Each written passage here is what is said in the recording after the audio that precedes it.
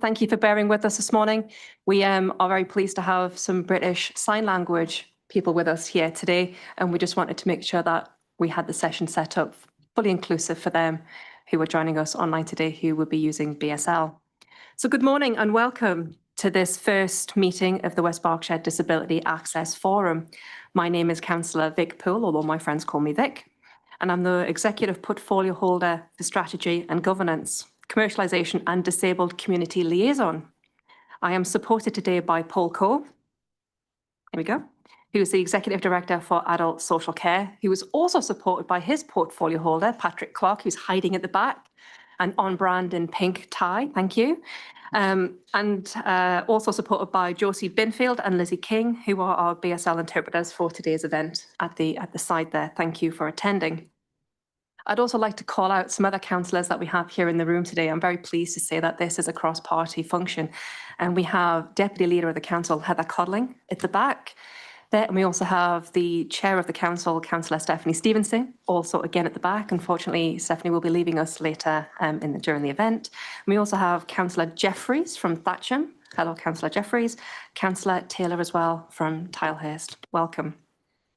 Today's event is being held in a hybrid format with people joining remotely via Zoom as well as here in the council chamber, and the event is also being streamed live to YouTube. The forum has been established to ensure that experiences and perspectives of disabled people help future policies, services and local planning across West Berkshire. It is intended to provide a direct channel for residents to raise concerns, identify barriers and work collaboratively, I can say that right, with the council and partner organisations to create a more accessible district. The theme of the first meeting, today's meeting, is physical accessibility. We have a number of speakers today from West Berkshire, council officers, service providers and voluntary sector partners who will be talking about the issues commonly experienced by disabled people, as well as policy developments, support and initiatives designed to help address these. We also want to give you the opportunity to share your experiences and suggest ways to improve access and inclusion across West Berkshire. So we'll have a question and answer session to give you the opportunity to raise any issues or concerns. Given that this is our first meeting of the forum, we will set out some thoughts about what will happen next. We would very much like your input to help shape things, and we have developed a feedback form in order to collect your views.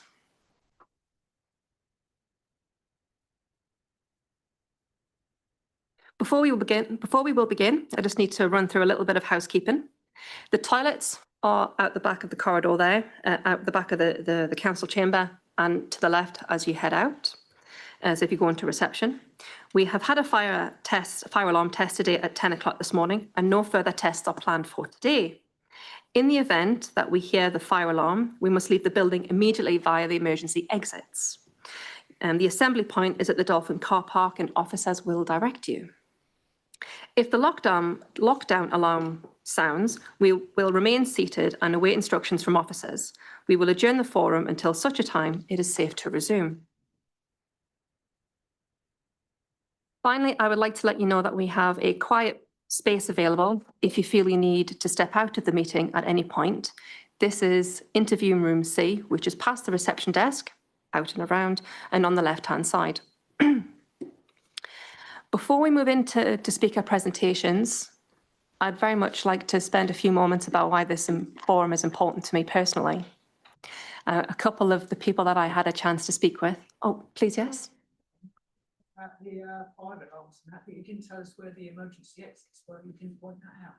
Thank you very much. You're exactly right. We have emergency exits here at the front of the presentation, just at the end, next to Rachel Walker. And we've also got exits through the front of the building. We have plenty of officers here as well who will be able to help ensure that everyone can exit the building safely. Thank you very much for pointing that out for me. Forgive me. So this event is particularly important to me. I can't believe I'm actually going to share this. This is actually very personal. I'm dyslexic and I struggle to read. And it's been something that I've struggled with for quite a large part of my life. My mum was disabled. She struggled to read and write. My dad he survived a shotgun accident and has had a physical disability across 2 of his limbs since he was 16. I'm also the mother of a child with a genetic disability which impacts his ability to go outside, and he's also registered visually impaired. It hasn't stopped me or any of my family from being able to achieve what we wanted to achieve. I played rugby in the championships. I'm very, very pleased to have done that. And obviously, with being a rugby player, I've spent many of my time and many weeks and months in a wheelchair, either recovering from an injury or recovering from surgery. I fully believe that we can make West Berkshire a more fully and inclusive place to live and to work. And I'm very much looking forward to hearing your thoughts, feelings and feedback so that we can work together. Do we have any questions at this point, or can we proceed into presentations? Thank you, sir. In that case, we will now move on to presentations. We have 6 speakers for you today. First up, we have Amy Connor from the Council's Home Improvement Agency team, followed by Cheryl Willett from the Council's Planning and Public Health Liaison Officer. We've got Callum Yates from Everyone Active, who is the West Berkshire's Leisure Centre partner. We've got Lynn Colley from Citizens Advice, Claire Matthews from Berkshire Vision, Rachel Walker from Swings and Smiles. And we will now allow, and then at the end of each session, we'll allow time for questions and answers. And we will have a roving microphone coming around the room to answer any questions. If you have a question that you'd like to share today, or you wish to grab the attention of an officer, please indicate as such. If anyone who can't raise their arms, please wave, and I will be sure to direct officers to your attention. Can we start with Amy Connor, please? Thank you. Make sure, can everyone hear me okay? Perfect.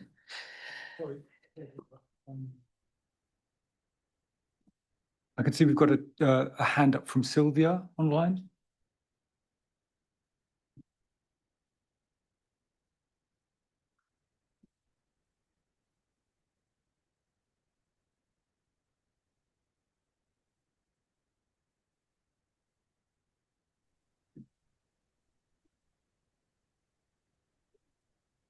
Unfortunately, the PowerPoint has taken over. So I can't see the PowerPoint and the interpreter at the same time. It makes the interpretation. Yeah. Maybe the drag the divider between the two.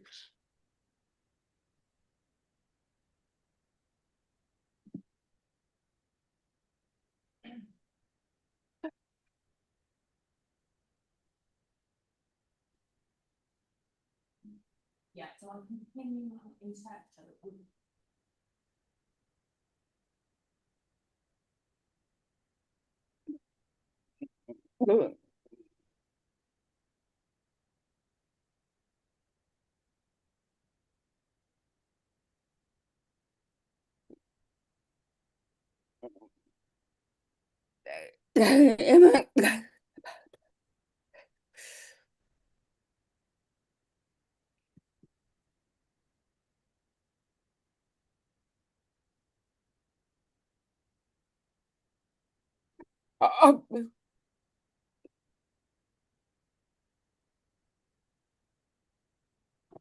Thank you. Are we able to proceed? Yes. Thank you very much. Amy. Morning, everyone.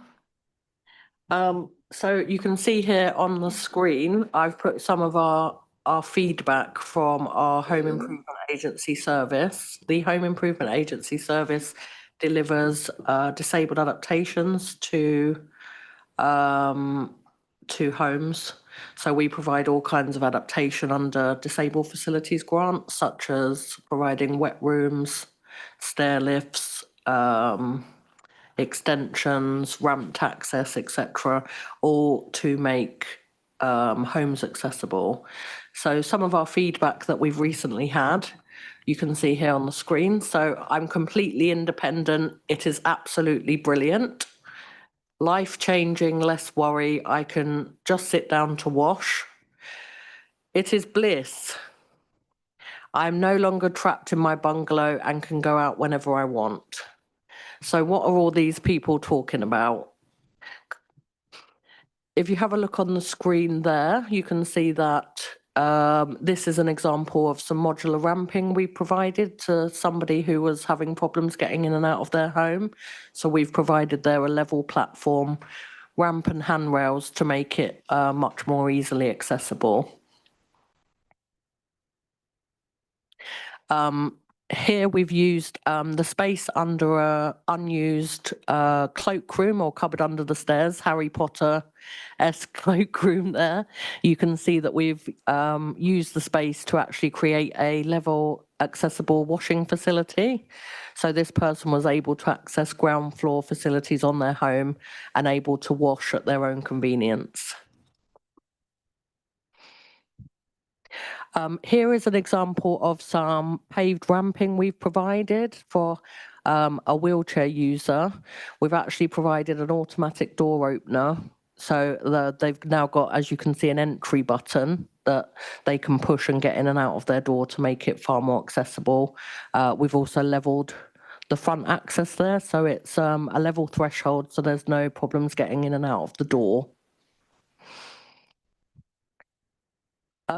This is a common adaptation that we provide to homes, though no less known, I would say.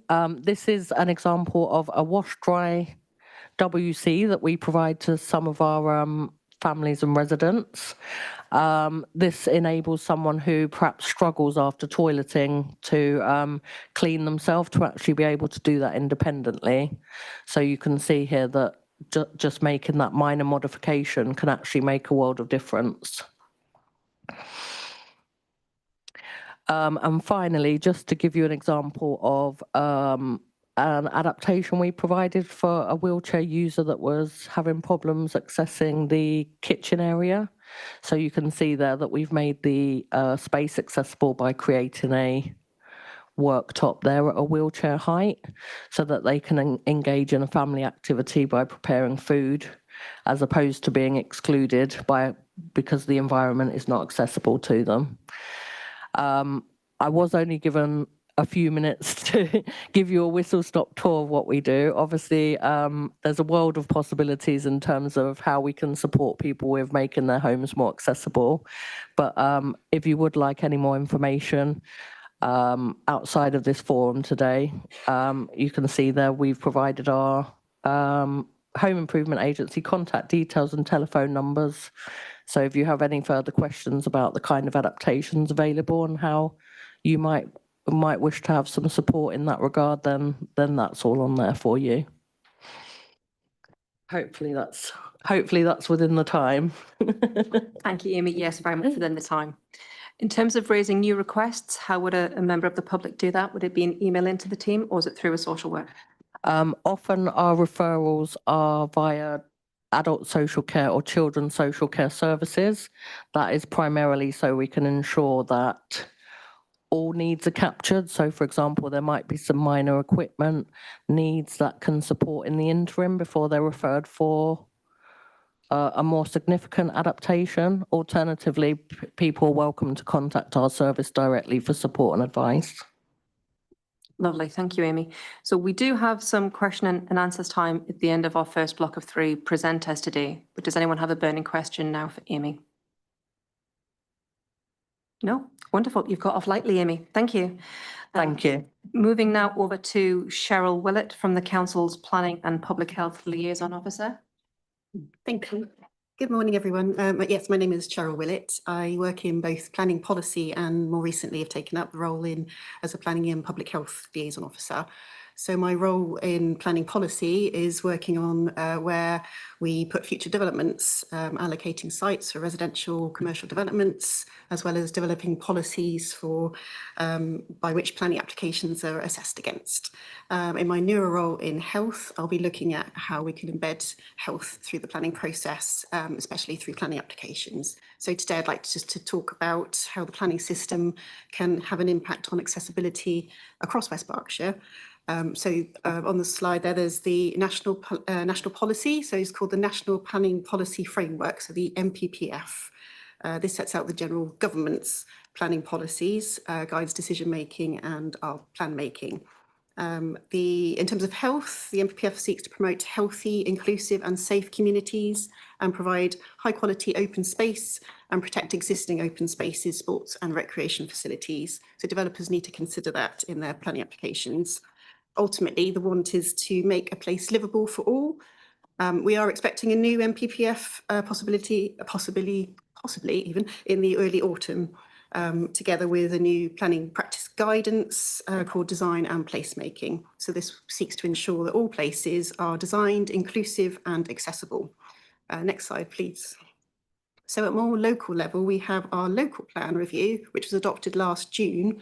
This is our blueprint for determining planning applications and allocating developments like North East Thatcham. There are general policies like the one on the screen, SP15, which impacts on accessibility. Sorry, that's not the one.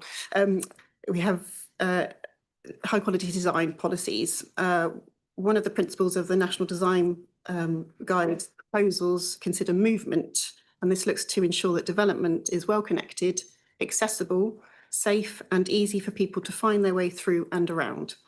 Additionally, when considering public spaces, the aim is to create places that feel inclusive and people enjoy using and feel safe and secure. More specifically in West Berkshire, we have an ageing population and an increased demand for accessible housing. And this is where the SP15 on the screen is relevant, as we seek to look to secure adaptable and accessible houses for all residential developments, to help people remain in their homes and independent for longer and reduce the need for costly adaptations in the future. We also encourage 10% of all market housing to meet the wheelchair accessible standards in the building regulations. Next slide, please. This is also one of our local plan policies on specialist houses. So this supports proposals for those housing to meet the needs of those identified support and care needs. And we support planning applications when adapting housing, including residential extensions and proposing new housing. Next slide, please. And this is our policy on health and wellbeing. So this is about health impact assessments. This is what I'll be doing in my health role side of things.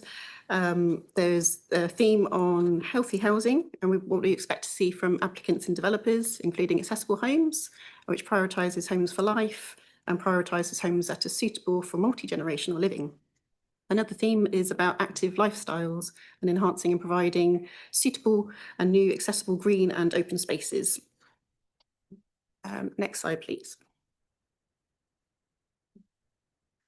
Oops, sorry. And this is just an example of an adapted home. I found it's in London.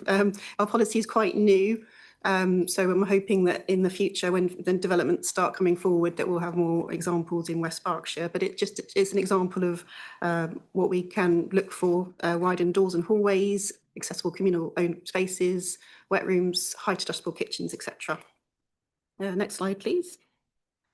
So I said before about the health impact assessments where we can have an impact. North East Thatcham master planning process that has just started. That is a scheme for 2,500 houses, and there's potential there for a considerable amount of homes there to be wheelchair accessible.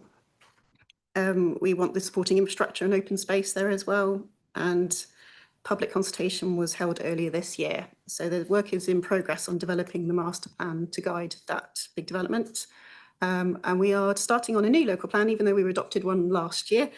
We're just scoping out the options at the moment, looking at the general themes, and it's live at the moment. So I'd encourage you to have a look. It finishes on the 4th of September. It's great to have you involved from the very start and seeing what is important to you. It also looks at what methods of consultation we would like to see in the future. So the link's on the screen, but we can follow that up afterwards or just catch me in the break. So yeah, thank you very much for the opportunity to talk a little about planning, what I do, and yeah, thank you for having me. Thank you very much, Cheryl. There's quite a lot of work that goes into planning, make sure that everyone has access to the right levels of features and facilities. And that's just a snippet of what we here as a council are able to do and the kind of level that we take it to. We have Next, beg your pardon, do we have any questions for Cheryl or can I move? Oh, we do, a couple. You haven't got quite off so easy this time. Cheryl, I'll take the gentleman at the end, please. And one moment, please. We're just going to get Gordon to come with you with a microphone so people can hear online as well. One moment. One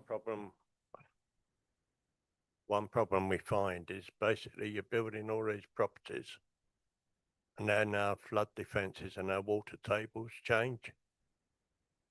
And we end up flooding areas that have never been flooded before.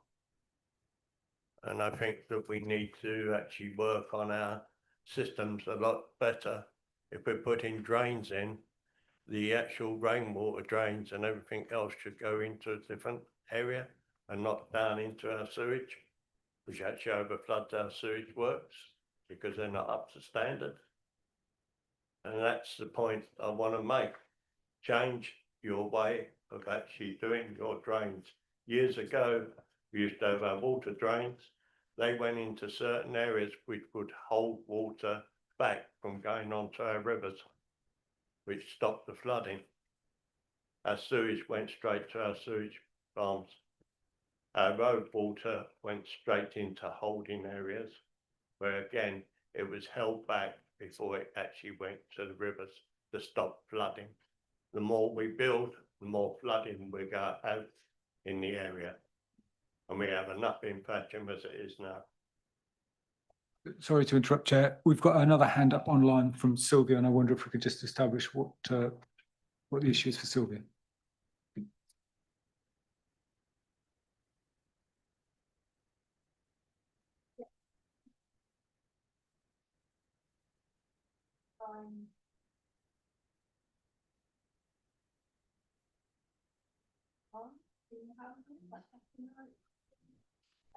People that maybe have ushers or things, so maybe just put that down as a possibility on your planning.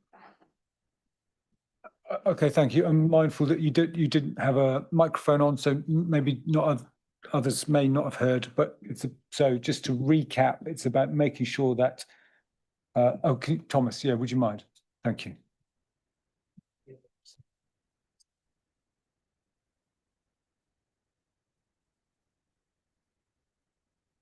Thank you. So for the people. So just repeat that with the Oh, there we microphone, go. yeah, no problem. Just want to remind you that if you're, and also making notes, if you can make a note about for deaf or deaf-blind people, wheelchair users, that they need visual. So for example, colours that are suitable for people with ushers or deaf-blind, just have that as a consideration. And also with your alarms, or doorbells, if you could make sure they're flashing, just as an additional accessibility need. Thank you. Thank you very much. And yes, person in with a BT shirt. Okay, so now we've got the housing sorted out for the future and very nice green areas for everyone to go to. But what about when you want to go into your car and park and go shopping? There comes another big problem. There's not enough parking spaces for disabled. We have problems trying to get this in and out because of parking the car and having enough room to open the boot to get this out. Newbury now, and I looked it up this morning on West Berkshire's site for parking. It states that you can park in Northbrook Street. Hello, it's a pedestrian area, but you can park there from 8 o'clock in the morning till 6 o'clock at night. Half an hour's free on the west side only. After that, you have to pay £1.30, I think it is. But how do you get there? Perhaps someone can explain to me how you get down to Northbrook Street to park when you've got a disabled badge and you want to get to the shops when it's pedestrianised and you can't get through the barriers. But then where else do you park? Because you're given a blue badge to make getting to the shops easier because you've got mobility problems. Where in Berkshire or where in Newbury do you park to actually do that? That's a very good question. Unfortunately, I don't have an answer for you, but I will take that away and review. Something really needs to be done. No, I hear you. I hear you. Last week, just as a for instance, I had to go to the dentist at Halford House, near McDonald's. Yeah, so outside Specsavers, there's 3 spaces. They'd gone. Outside McDonald's, there was 3 spaces. They had gone. 2 of those spaces were taken up by Uber drivers with no badge. Couldn't park outside Halford House at all. They were all gone by Uber drivers, no badge. So we ended up, to make walking easier, because we had this, we went round to the underground car park. The 3 spaces at the end where we needed to get out were gone. I ended up parking, holding up the whole of the car park, getting this out, and then finding a parking space to actually park the car in and then go and find him. I hear your comments. It sounds very, very frustrating. And thank you for sharing those live examples. Let me take that away with the officers and we'll speak during the break or after. Yeah. Okay. I'm conscious of holding everyone to time today because we do have quite a few speakers. We'll take one more question from the floor. Can we take the lady at the bottom, please, Gordon, in the chair? Hello. I was just wondering, you said about the 10% being wheelchair accessible. Is there any statutory guidance or duties that developers have to give numbers to? Because personally, I found finding somewhere accessible incredibly tricky. And we've ended up living in what they class as supported living. And me and my husband don't need supported living, and we're having to pay through the roof because of that situation. Yeah. And we would love to be able to buy our own place. However, finding somewhere accessible is proving rather tricky. It's a good question. I think it's through the building regulations set the standards, and I understand that they're voluntary, so that's why we've got the hook in there in our local plan to ensure that developments come forward with that 10%. 10% I think comes from evidence that we've had to guide the local plan, and we thought that was reasonable because planning is all about balance as well, but yeah, the 10%, that's what we're aiming for. I did say about the NPPF, the national planning policy changing, that could set standards as well. So, but if the government was serious about things, they would legislate as well. So, so we are trying our best, I think, and hopefully you'll see developments coming forward that will have that wheelchair accessible homes coming forward. Yeah, thank you. Thank you very much, everyone. And I'm conscious that there were more hands up. We just have Callum, and then we're going to go to an open forum. So Callum is our, I'm going to get this wrong, but you're the regional manager. You look after the West Berkshire contract, and you look after everyone active. Now, I have to say, I'm actually quite pleased with my local leisure centre, which is the Willink over in Burfield and Mortimer, Wardots and Burfield Common. Callum and his team there have done lots of really wonderful work about providing accessible changing rooms and accessible swimming and sports. Callum, what else are your team doing around the area? And I look forward to seeing your presentation. Thank you. I'll take regional as well. That's a promotion, so thank you very much. Thank you for inviting us today. My name is Callum. I'm the Health, Activity and Wellbeing Manager for the West Berkshire contract. I work for Everyone Active, and we are the leisure provider within West Berkshire. Accessibility for us means making leisure centres welcoming and usable for everyone, including people with physical disabilities, learning disabilities, sensory impairments, and any additional needs. And our aim is to make our facilities as accessible as possible and our activities as inclusive as possible, while providing dedicated sessions that do meet the needs of the community. Next slide, please. We're also aware that accessibility isn't just about physical access. It's also about communication, information, and ensuring that everyone does feel supported. By doing so, we have strengthened this through our disability awareness and hidden disability training for staff, alongside additional hoist and pull pod training. As you can see, Martin, one of our general managers in the picture on the presentation. We've improved access to information with site-specific accessibility details, which are available online and within centre. The Recite Me accessibility tool for those who are visually impaired, on our website and app. We have braille signage within the leisure centres, and we are co-producing an easy read guide with the Learning Disability Partnership, which is live at Northcroft, and we're looking to implement that at all our other sites as well. We've also raised awareness through lift information videos and Disability Day communications in an attempt to make our facilities inclusive for everyone. So our activities, they are designed with the community in mind. So we don't just put a random activity on, we do a consultation with our community to ensure that the needs are being met. A few examples that we have up on screen, I'll just run through a couple now. Thanks to funding through West Berkshire Council, we can provide a lot of these sessions for free for the local community. Each week we run free adult learning disability sessions at Northcroft every Thursday. We have free sensory circuit sessions at 3 of our sites across the contract. We have a low-cost exercise referral scheme. We run SEN exclusive sessions, and we also do some work with the Young Carers group as well. Additionally, we have a low-cost outreach programme, which I'll touch on shortly. We run one-to-one level water sessions, which is sessions for those with a disability, which is at the same price, and that's a one-to-one session, which we're very proud to support. And again, all of these initiatives are there to help reduce the financial and social barriers that quite often we face to participation. On the screen now, we have a couple of examples. So again, the sensory circuits up there. We do have quiet swims, which are suitable for those with sensory needs and additional support. We have an exercise referral pathway, which is incredibly successful and popular. We host health walks. We have Good Boost, which is a water-based rehab exercise program. And then we also run Escape Pain for those with chronic joint pain. We do many more, but that's just a few examples. I'm conscious I've got 5 minutes today. We also run a community outreach programme, so we're aware that not everybody can access our leisure centres, whether that's through accessibility, transport, cost, whatever the barrier may be, we do try to remove those as many times as we can. Our outreach programme launched in February 2024, and since we've nearly had 800 sessions and nearly 8,500 attendees attending sessions that don't take place within the leisure centre.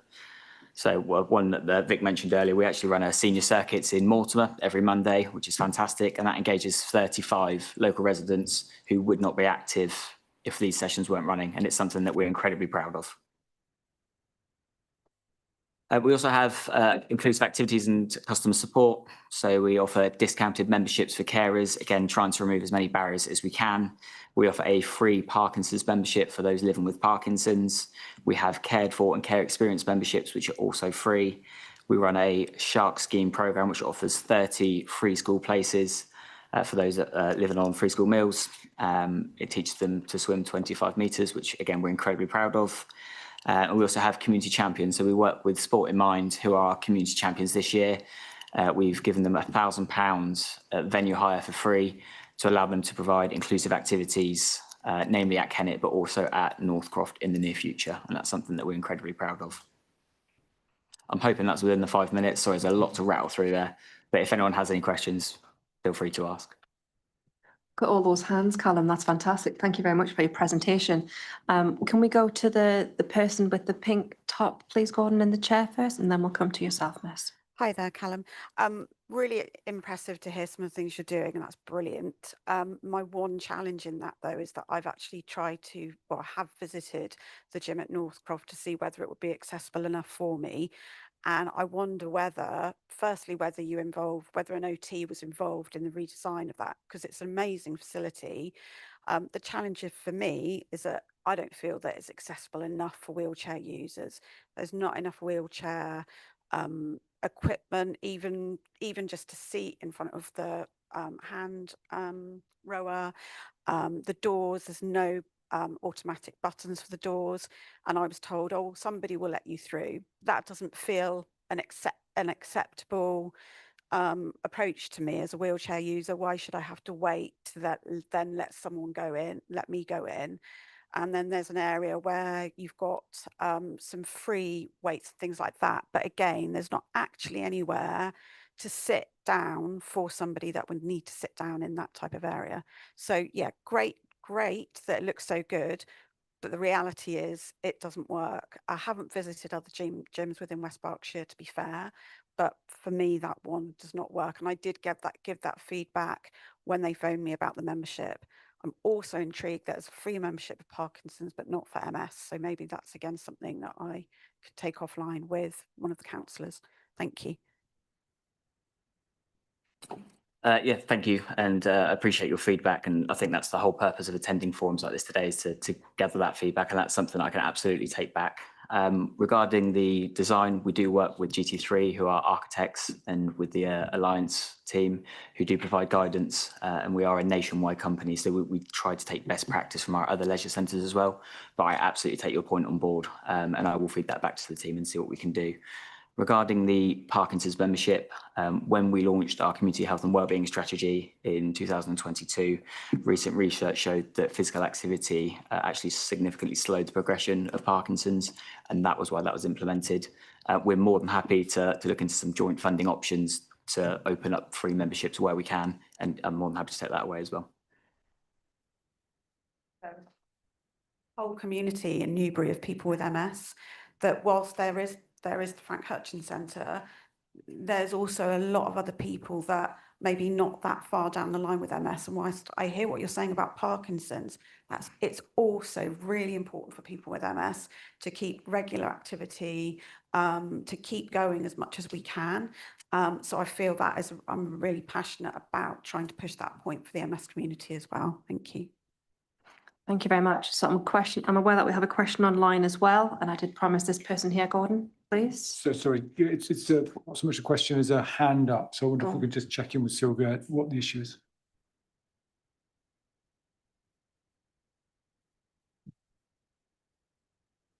Just checking we've got the microphone ready.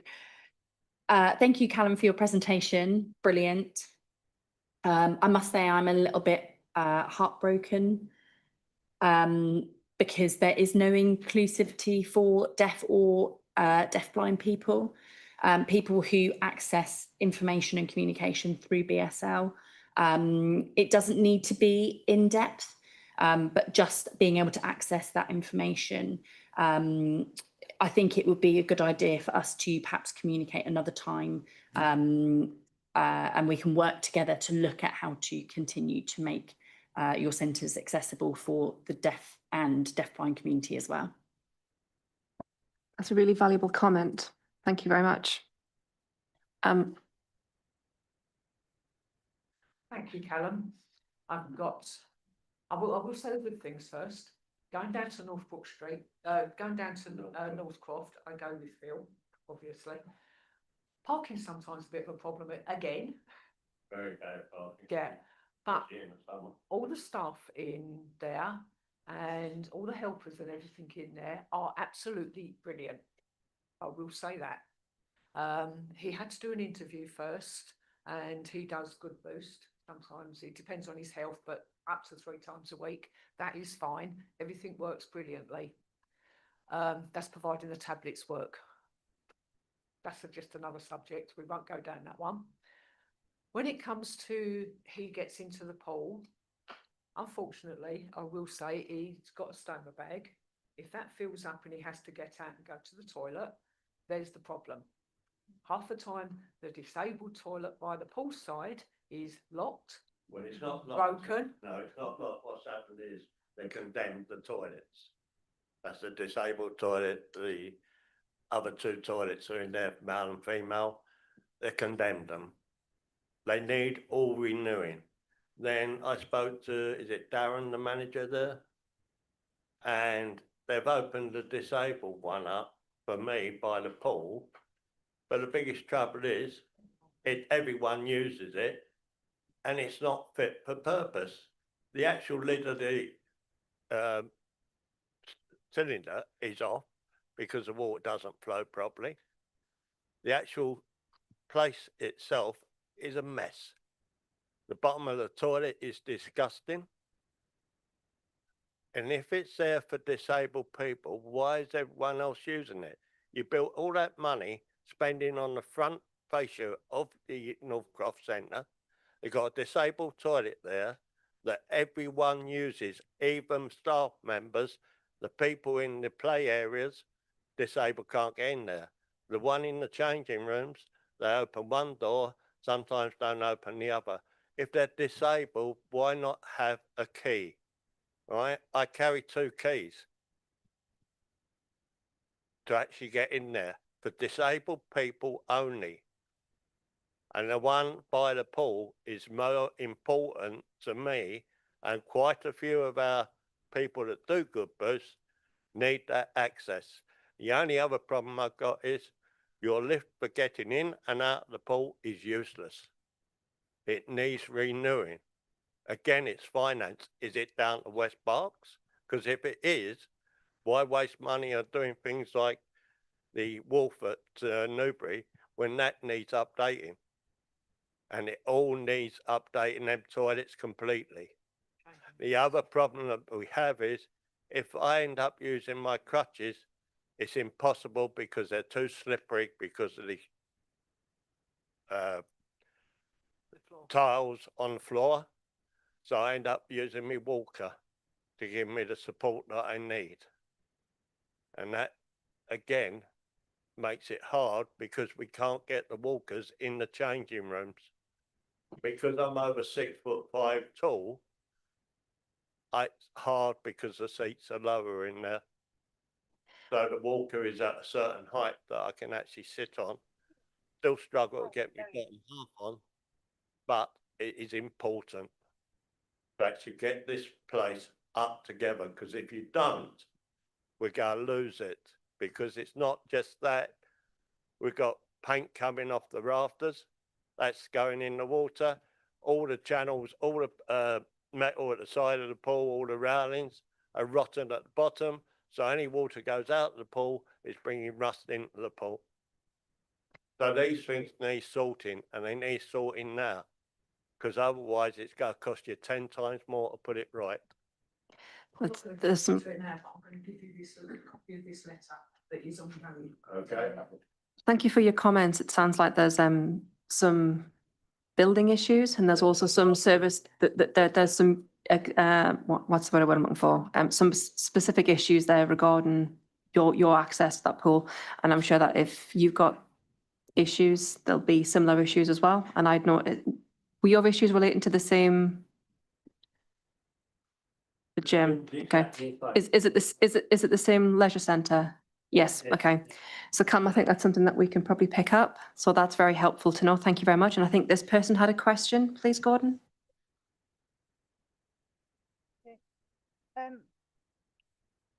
My concern is the safety of the town centre for disabled people and visually impaired, you know, anybody who's disabled with e-scooters and bikes. Now, there used to be a lovely warden, used to go around the town. I think she retired, but there used to be two of them. We no longer see them now in the town centre. In the meantime, I was nearly knocked over by a bike, and my sister who was next to me who's disabled. For the simple reason, he's riding a bike full speed with his mobile phone. So I screamed at him, and he's looked up, apologised, and put his phone away.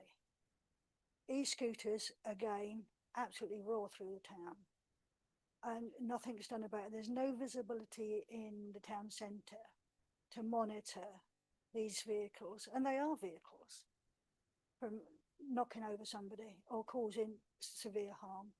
And it's, to me, it's a real concern. And the other query I've got is, we went to go into the Kennett Centre in my car, which is registered as disabled car, and it no longer recognises your registration number. Now, I looked on the site and it said West Berkshire Council have never had free access. I'm sorry, I've been accessing the Kennett Centre for donkey's years, and the barrier, we'd got the car registered, the barrier would go up and it was free parking. So there was access to the Kennett Centre and Northcroft for disabled people, and on your website it says it's never been I'm sorry, it has been in place for years, and now we can no longer access the Kennett Centre. That's, again, very valuable feedback. I don't have an answer for you today on those items. I'll definitely be able to take them away. I would like to give a shout out. Shout out. Oh, well, let's hold the mic a little bit closer and make sure everyone gets to hear it. Pop-ins. They are absolutely proactive for disabled people. We have shouts. Is that shouts of applause from the back of the room? Yeah. Okay.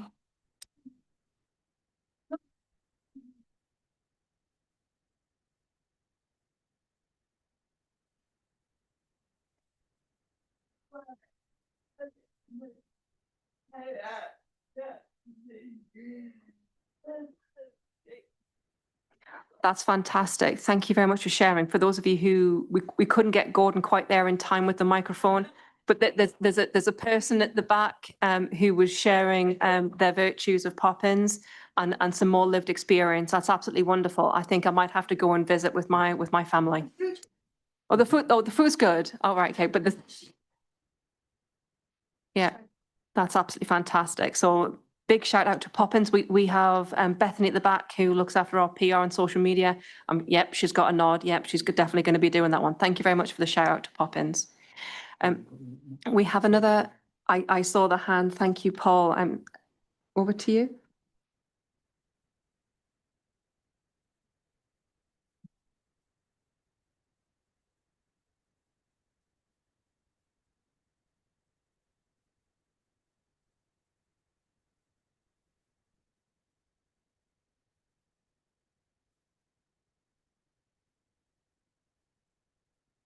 A question for Cheryl with planning going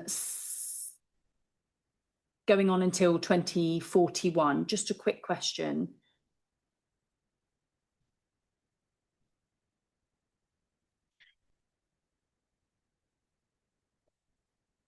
I'm just making, if I make Sylvia bigger on this screen, does that, okay, thank you. Oh no, it's not really made her bigger.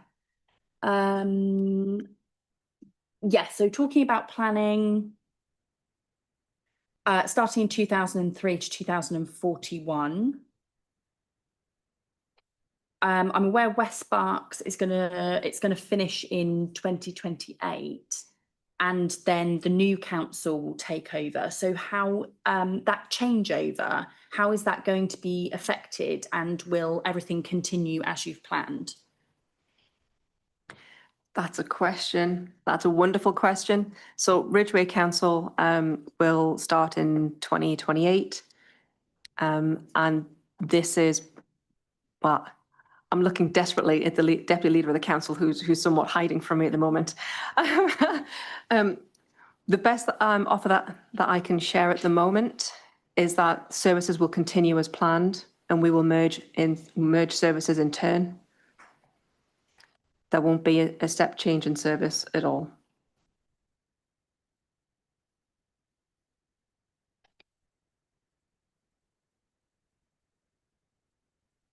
Okay, lovely. Thank you. Thank you for your contributions online. Gordon, we're going to go to the person right at the back, please. I saw their hand first. And then we're going to come to the person in the middle row with the orange book. And then we're going to come into the front, Gordon. I used Good Boost at the Northcroft, and it was wonderful. But the access to the changing rooms were off-putting, to say the least. And I stopped going because I injured myself. But I was tempted not to go anywhere because I just found the changing rooms so difficult to use. They're very small, unless you can get a disabled one. And they're hard to come by all the time. So it's a plea for the changing rooms to be improved. Thank you very much for your contributions. Yeah.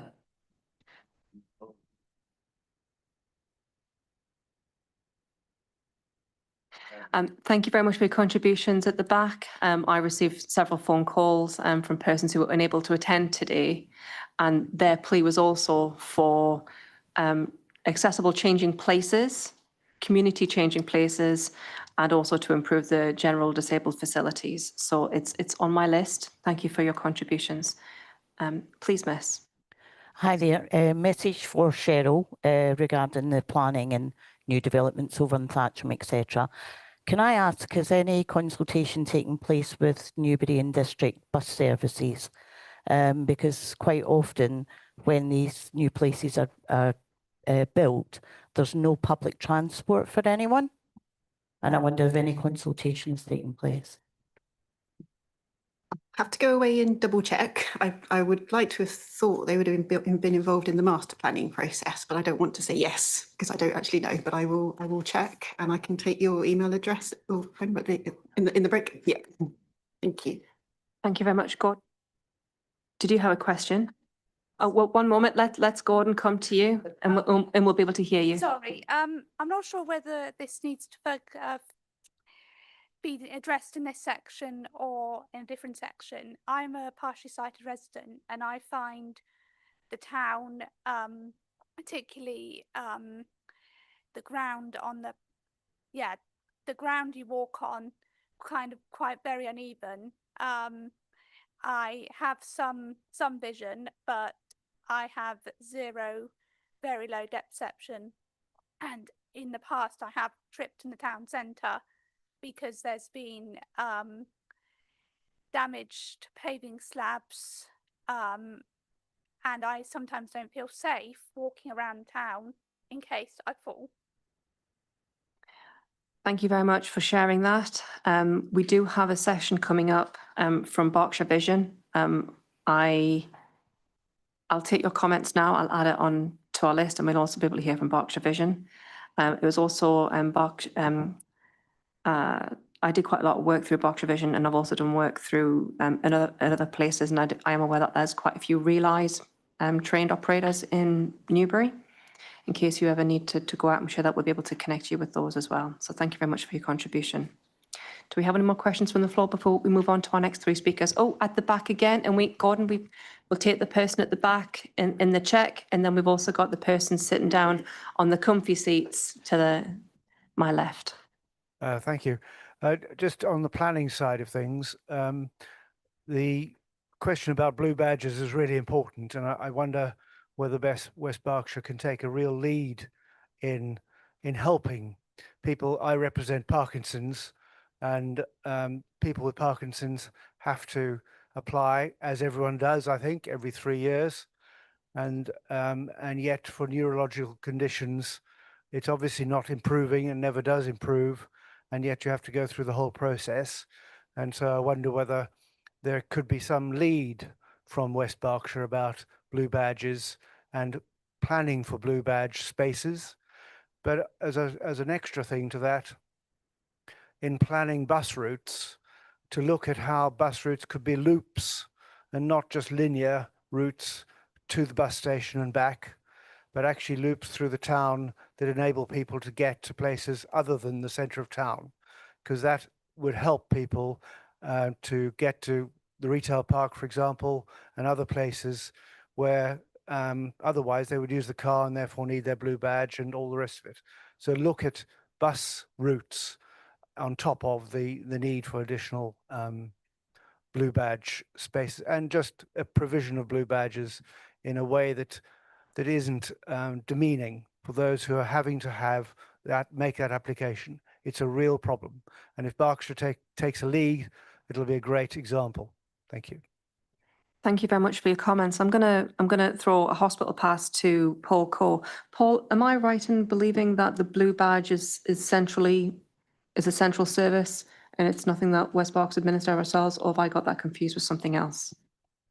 Thank you for the hospital pass. I can't answer it. In that case, I will hold that hot potato. Central, yeah. So thank you very much. Yeah, so I'll take the comment away. We'll touch base at the end of today, and we'll see what we can do to improve that service. I do like your suggestion on bus routes. I think that could be quite helpful. I know that West Berks, we've got a couple of different providers across the district, so we'll see how we can work that. And Gordon, I know that you've just sat down, but we did have a question over there by the person on the comfortable seating.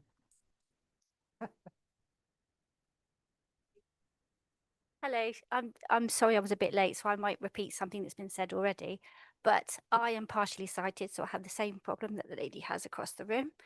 My son is a wheelchair user, and we use town less because the parking that we used to use in the wharf has now been turned mostly into garden.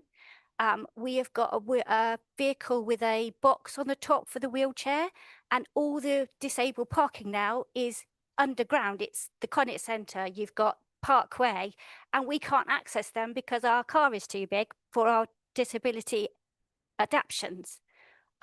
Also, we've lost the changing space in the Kennett Centre. The public toilets that are down by the shop mobility have stopped being funded. So if we want to use them, we have to ask the shop mobility people when they're open, because they close at 3. So we can't go into town after 3 o'clock if we want to use the loo. My son has Crohn's disease, so he has to use toilets quite often. We have no access to any public toilets anymore because they've all been taken away. So therefore, we choose not to come into town. Thank you very much for that vulnerable share. It's quite interesting to hear the comments coming out regarding parking. So I hear you again. Let me take that one away. It's nice to get messages and themes in the room. It gives the council some wonderful feedback. Thank you very much, genuinely. Oh, sorry, Gordon, the person behind you there. Hi, sorry, just to add as well about the parking, because as everyone has already said, it is a huge issue. Whilst Peace Garden, I appreciate it was a grant and you took away spaces, not you personally, the council took away blue badge spaces in that car park. There are less spaces now in that car park. However, there are spaces for food trucks for the evening, but are never used during the day. So again, I do wonder whether there's something being missed there, that blue badge spaces could be allowed to use them up until a certain point in the daytime. The other point as well is that the Wharf car park and the museum car park, for some strange reason, those two car parks you have to pay as a disabled person to use, which I don't really understand why, when you've also got the one by KFC is also free, but those other two you have to go through a barrier. And then you have to pay. So that's also just an admin point, really.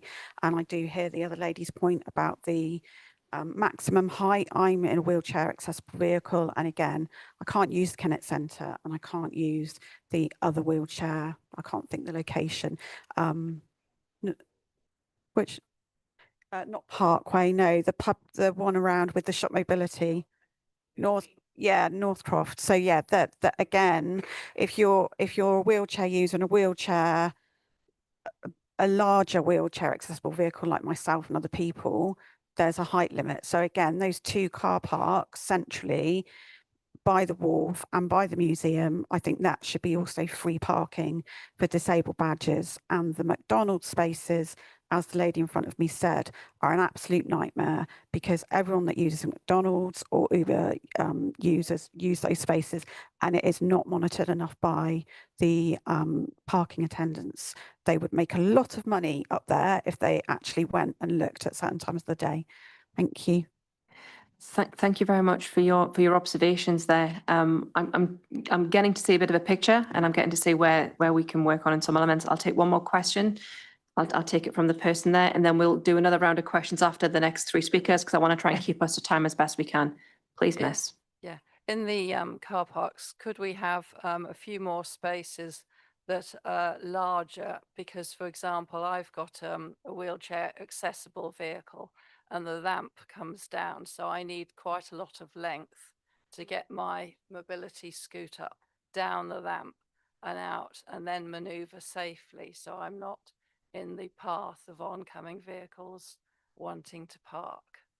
I'm sensing that there's going to be some work that the parking team are going to be doing following the completion of this forum, and I will definitely feed that back into them when we're looking at our designs. Thank you very much. I know that we have quite a few more questions, that I've seen quite a few more hands, and I'm sure that we're going to potentially answer them with some of our following speakers. We will keep going. We do have another round of Q&A that will run at the end, and we'll stay as long as needs be until all your questions are answered, including persons online. The next speaker that we have today is Lynn Colley, who has has drawn the short straw, perhaps, of being sat next to me and can receive direct comms. So Lynn joins us today from Citizens Advice. Thank you very much for joining, Lynn. Over to yourself.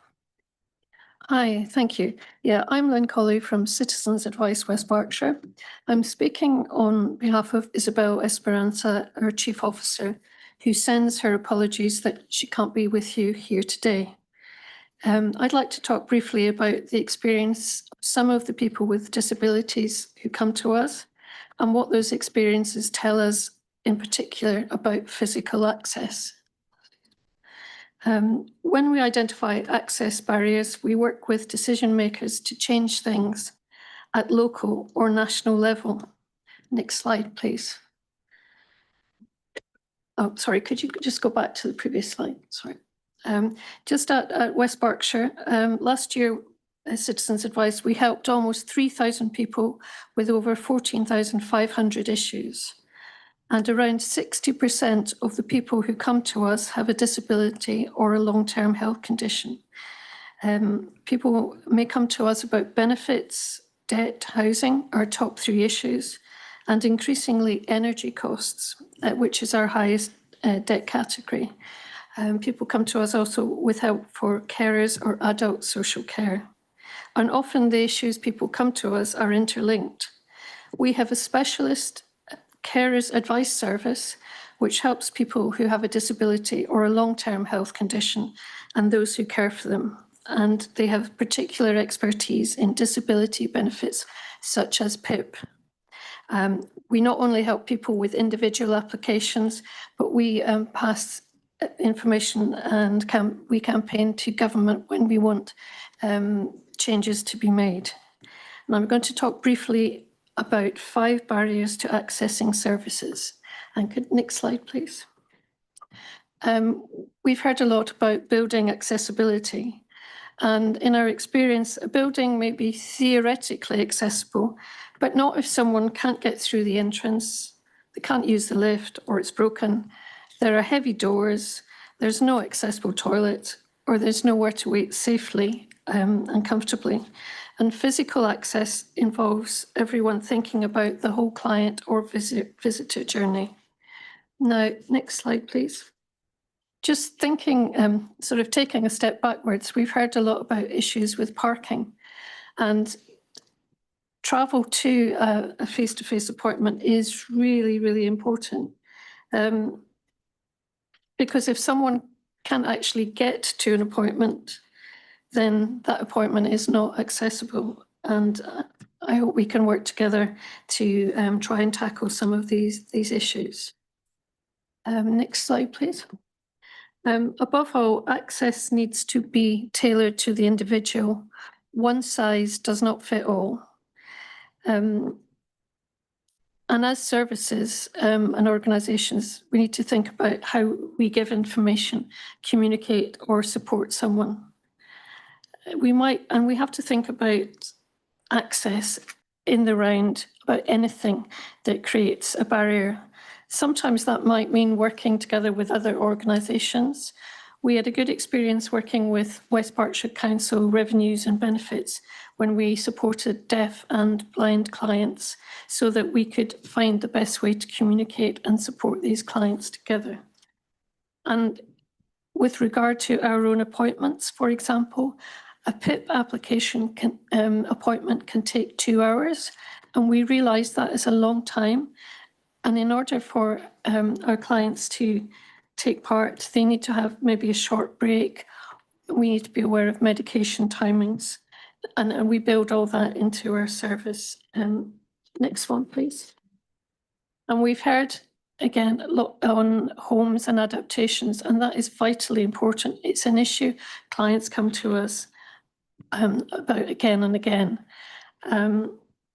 And we just wanted to raise one issue, which has come up recently, where residents in social housing tell us there is nowhere they can safely store a wheelchair or a mobility scooter. There's no room inside. If they leave it outside in a common area, it's a fire risk.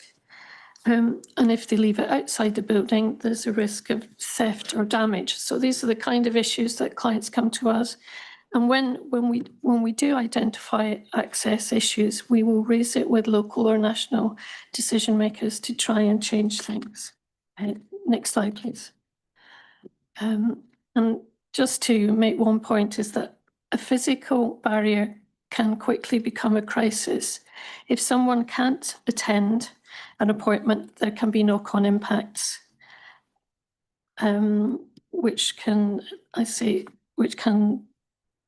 lead to issues of worsening debt, health, and other issues. And can I have The next slide, please. So as organisations and services and users, I think it would be great to think about how we can remove barriers to access.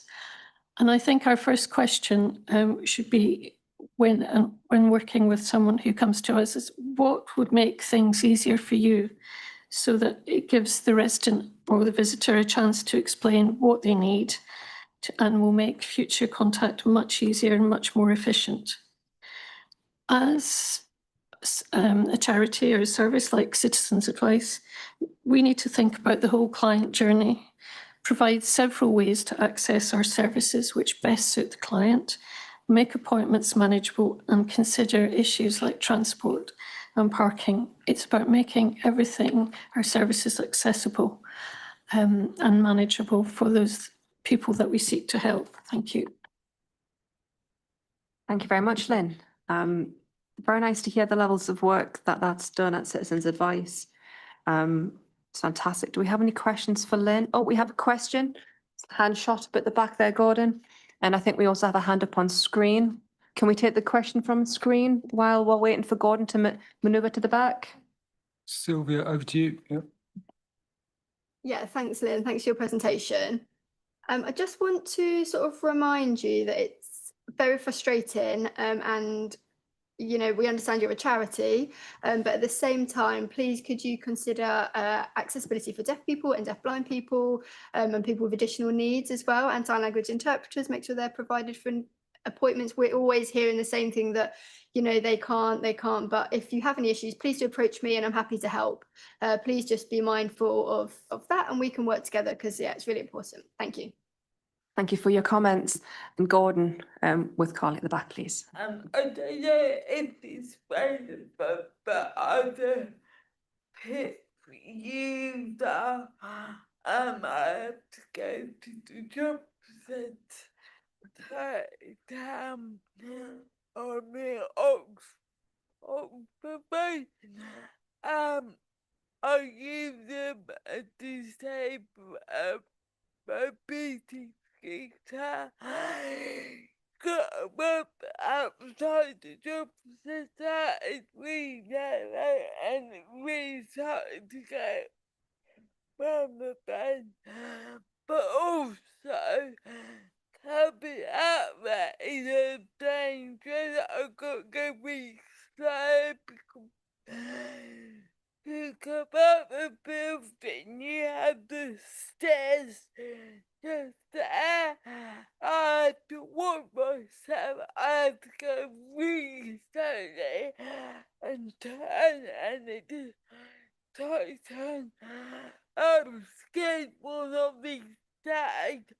I'm scared I will accidentally go down the stairs with my scooter in the house.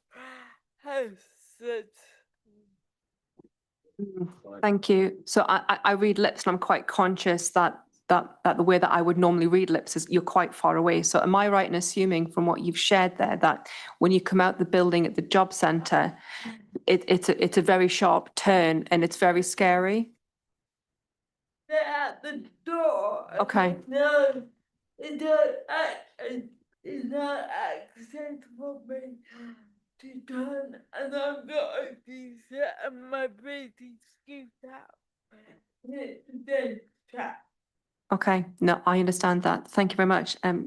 Lynn, Yes, thank you for sharing that. I'll certainly pass it back to my colleagues and we'll have discussions with the job centre because it will be an issue that will be affecting not just yourself but potentially lots of other people. And thank you. Thank you for raising that with us. Thank you. Thank you very much. Do we have any more questions for Lynn? Oh, we've got a question at the front, please. You're from CAB. Luckily enough, I haven't had to use them for many years now. You was in town, but that was upstairs. Is that still the case? Or the disability one was in Thatcham with the doctor's. Is that still there? Thank you. We moved, as you say, we used to be at the other end of Northbrook Street opposite the Kennett Centre. We moved to Broadway House at the other end of the High Street. We're on the second floor and we have a lift, fortunately. And we're aware of the parking issues at North Broadway House.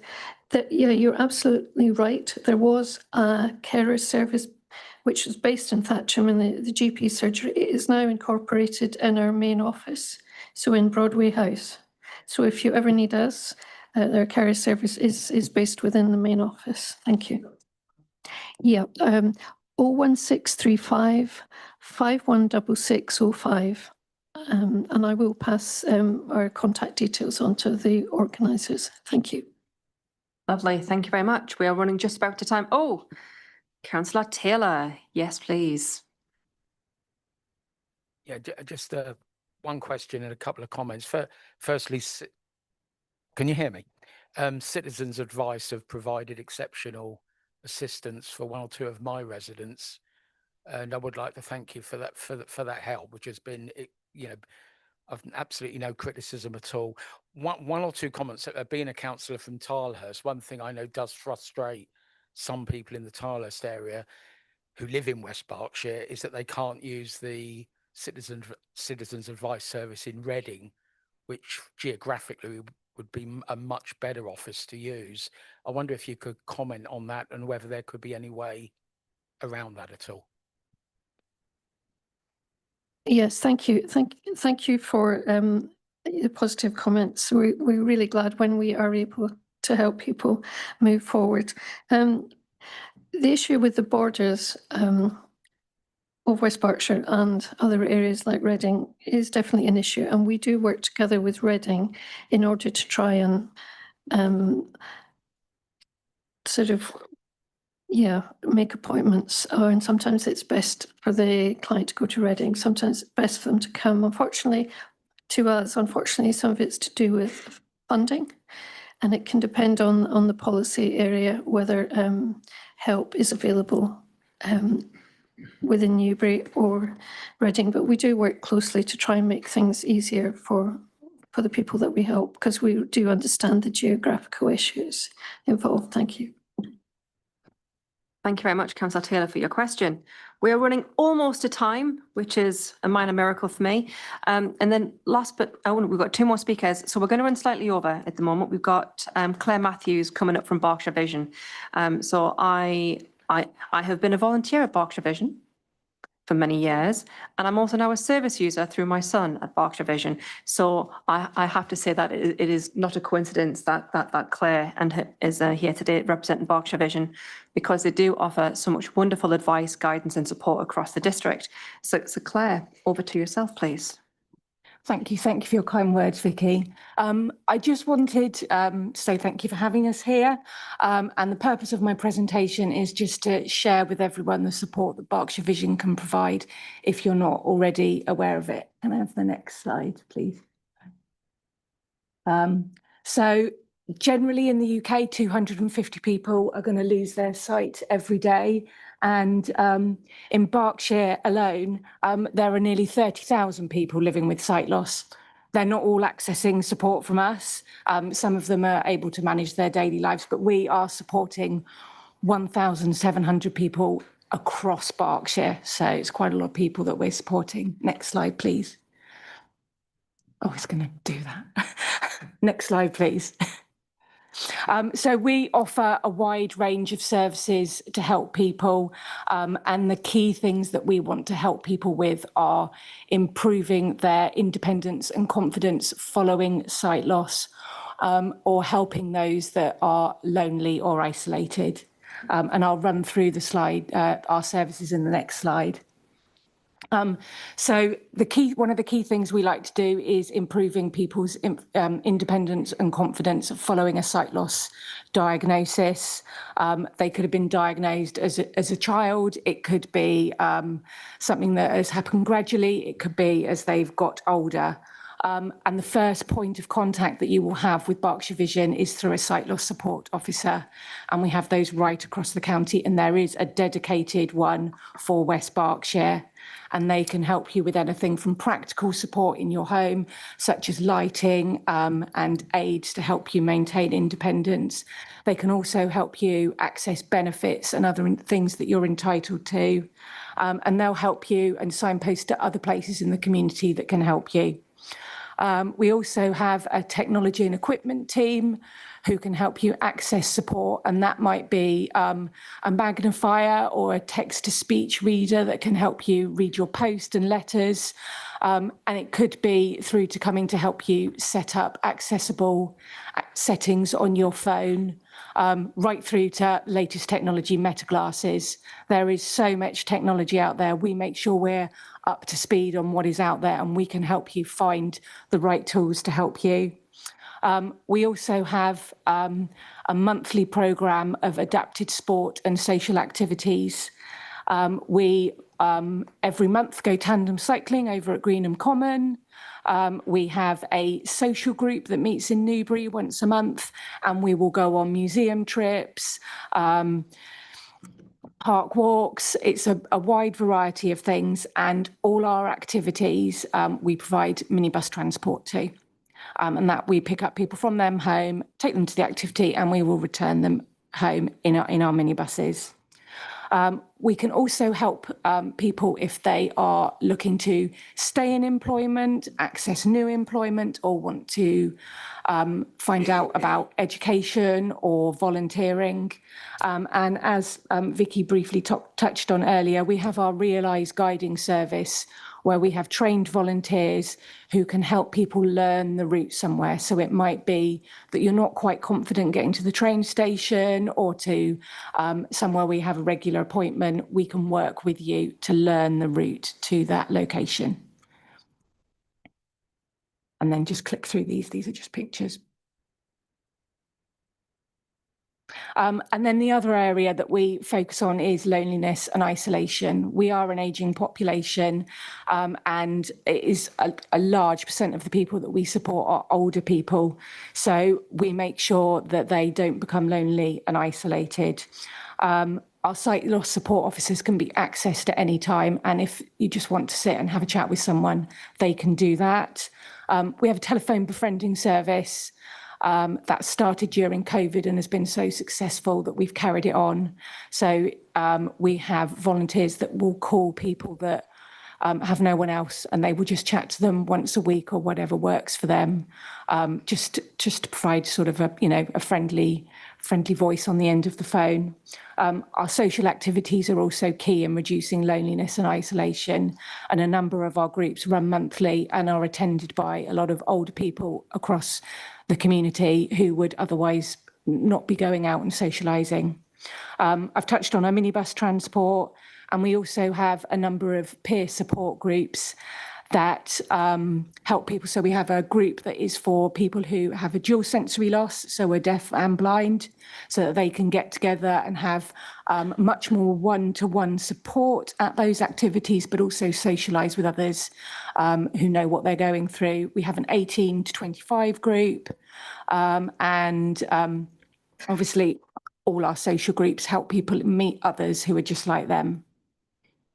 And then you can click through them. Oh, life, there you go, life. And the other thing that we do is we have a children, young people and families programme.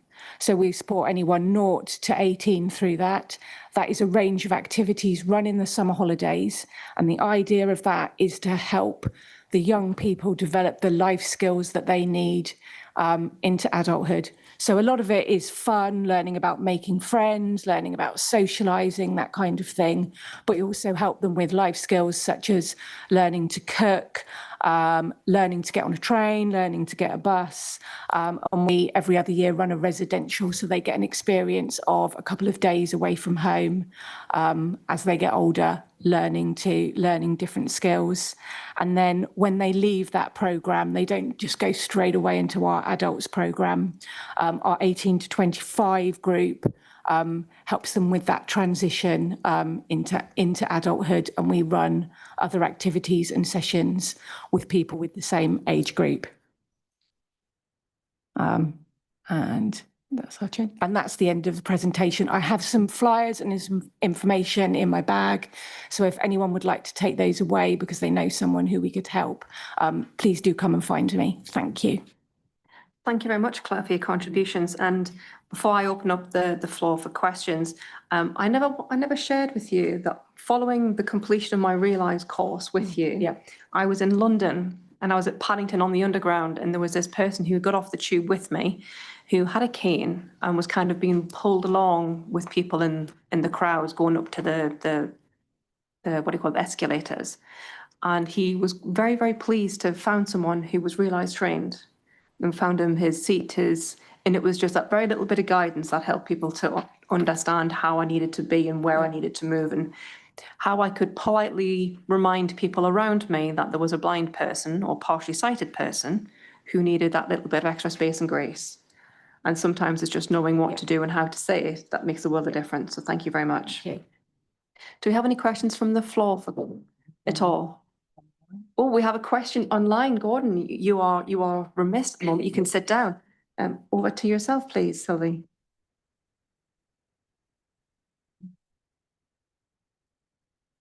Lovely. Thank you for the presentation, Claire.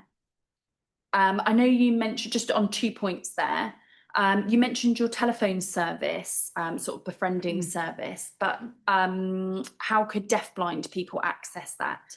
And I think that mainly you focus on kind of blind people who still have their hearing, but I suppose my question is, do you support deafblind people, and what do you have for those people? So for the deafblind people that we support, and there's probably about 10 of those, we have a social group that is just for them, where everyone will have a one-to-one support. We've thought about the activity that we're going to do, and we make sure it's adapted for everyone, and we will go and collect everyone from their home. It is, as a charity for sight loss, it is, we don't have BSL trainers, but we try and make sure that it's adapted for the people that we're supporting. And they run every other month, I think, those activities.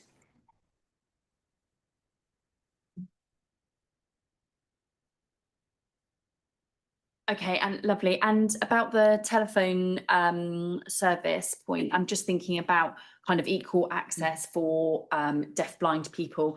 There are a few different services that provide video relay interpreters. Is that something that you might look at? I will take that back to the office and feed it back, and we'll look into it. I can't give you an answer at the moment, I'm afraid, but we'll look into it. Thank you very much for your contributions. Thank you. Thank you. Thank you very much for your contributions. Do we have any questions from the floor? Oh, person at the front here. Oh, one moment. We've got Gordon here for you as well with a microphone. My husband's became disabled 5 years ago. And it's a catalogue of things that have gone wrong. So he became a double amputee, he had heart failure, he had a mini stroke, and a couple of other things, doubly incontinent now. And so it's 24/7. He got 6 weeks of physiotherapy, and we've had no help since then. So it's becoming quite, I've joined a carers group because it was getting quite extreme to look after me. He won't get out of bed. He's not been out of bed for 12 months. So he's obviously suffering from the fact that now I'm just going to watch the telly all day. So what sort of support is there from West Berkshire Council? Because we've had none. I think that might be a question perhaps for Paul Court, with a little bit of Amy coming into this. Thank you, Chair. Yeah, and I'm sorry to hear about that. That sounds like it's been a really tough time and an awful lot to deal with. I suppose there's two elements to this. You talked about physiotherapy, so yes, 6 weeks of physio. Sure. So physiotherapy is something that would come ordinarily through the health service. So there will be some, and I know it frustrates people, of course, that there are some things that our health partners do and some things that council, local authorities do. So we want to be clear about that. There'll be some things that we can do, some things that we couldn't do appropriately. I mean, the kind of stuff that we normally get involved in at the council, in my department in adult social care, is exactly what you described, talking to people about how do they manage their lives, what support do they need in order to live a decent life. And so the normal approach for that would be an assessment by one of our social workers or occupational therapists or similar to talk to you about how do you manage, what's the gap, what's the support that would make a difference in terms of the quality of life. I need to say all of our services are chargeable for those people who can afford it, but they're free for those people who can't. So I'm happy to have a conversation afterwards if that's helpful. All right, thank you. Thank you very much for your question and thank you very much for sharing. And we had a question, was it from yourself? I saw the hand go up. There we go. Yes. Sorry, so going back to the point of things on the pavement, the other thing that is really, really challenging for me, and I'm sure for everybody who's either partially sighted or has any other access mobility issues, is physical things like signs, street furniture, general things that should be there. So I don't know, like a sale sign outside a store advertising a sale, or tables and chairs to have a coffee at. That is really, really nice for the businesses, but not so great for us as members of the public. If you walk into them, which I have done in the past, there was I think down by Carter, James Robinson, there was a store just up there, and they had a massive, quite large green and white A-board, which I literally walked,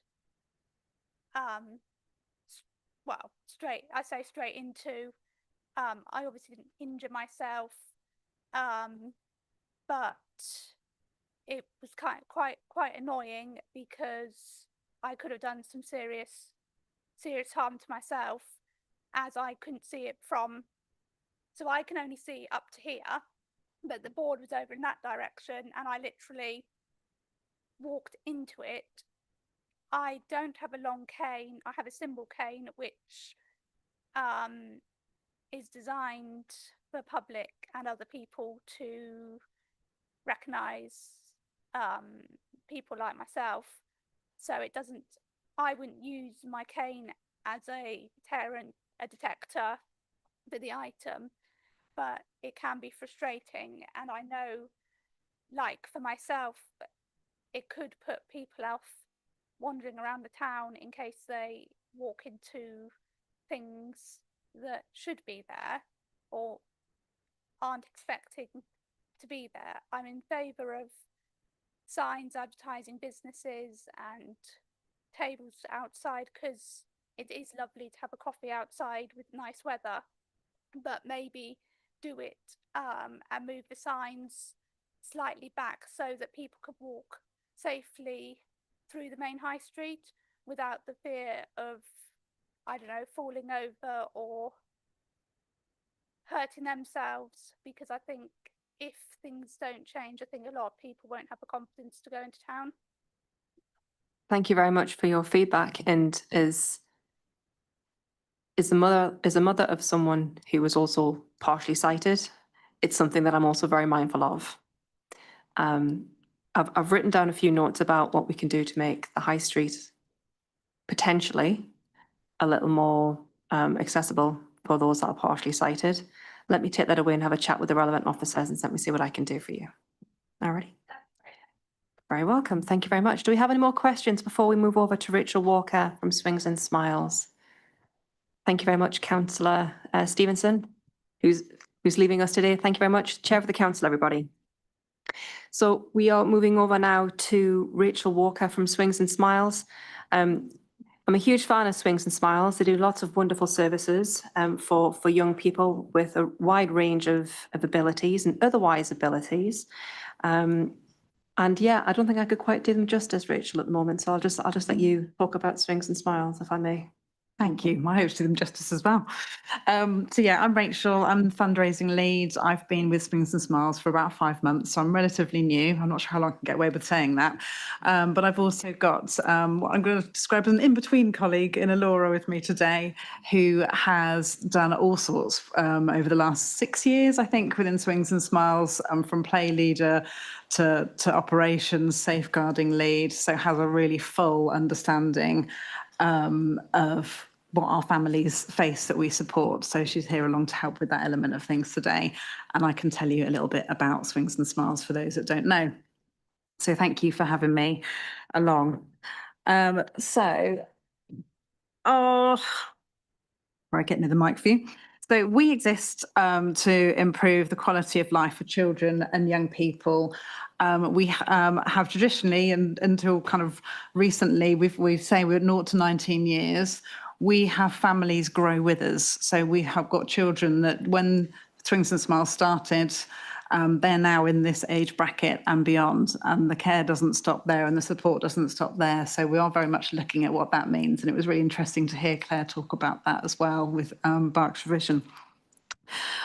So we are here for those children and young people with disabilities and additional needs, and many with very complex medical needs as well, and the families who love and care for them.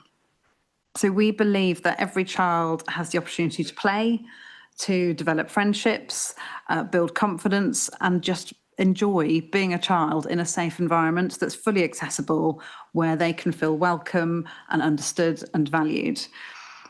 For many of our families, we know that everyday activities that others undertake aren't as easy to access or even doable for them at all.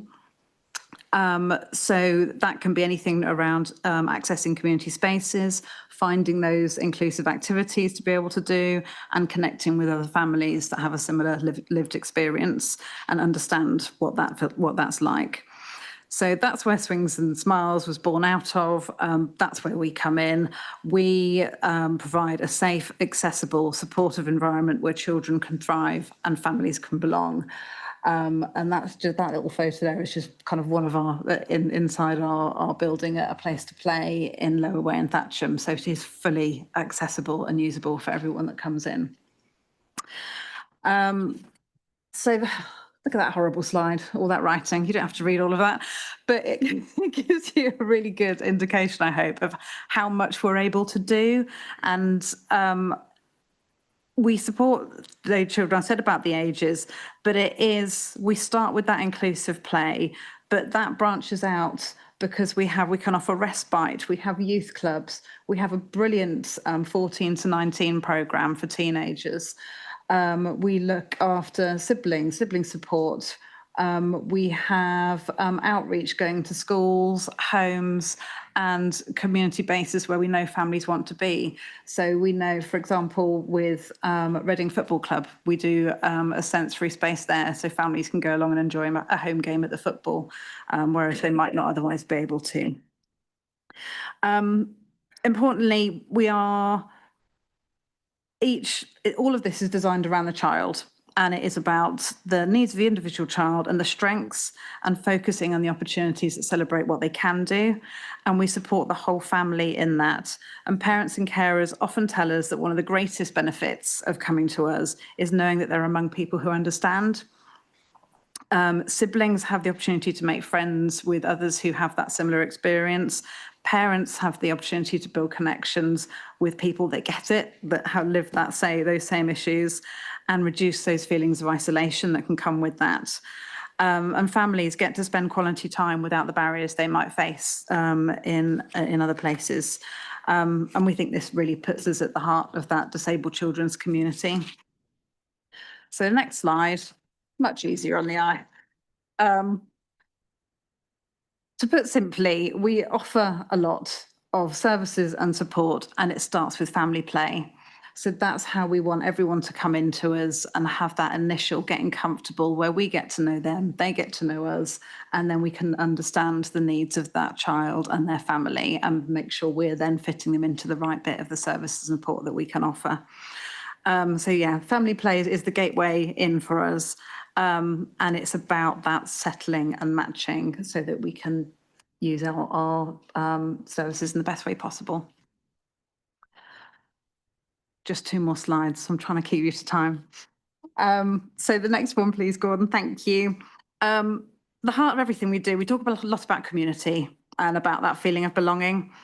And when we talk about community, it is more than just geography. It is about that belonging, knowing that when life feels challenging, there are people around you who care, who understand, and if they don't understand fully, they're really trying.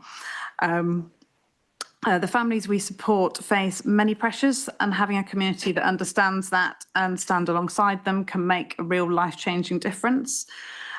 Through friendship, shared experiences, mutual support, we're looking at helping families build resilience and confidence and hope within that.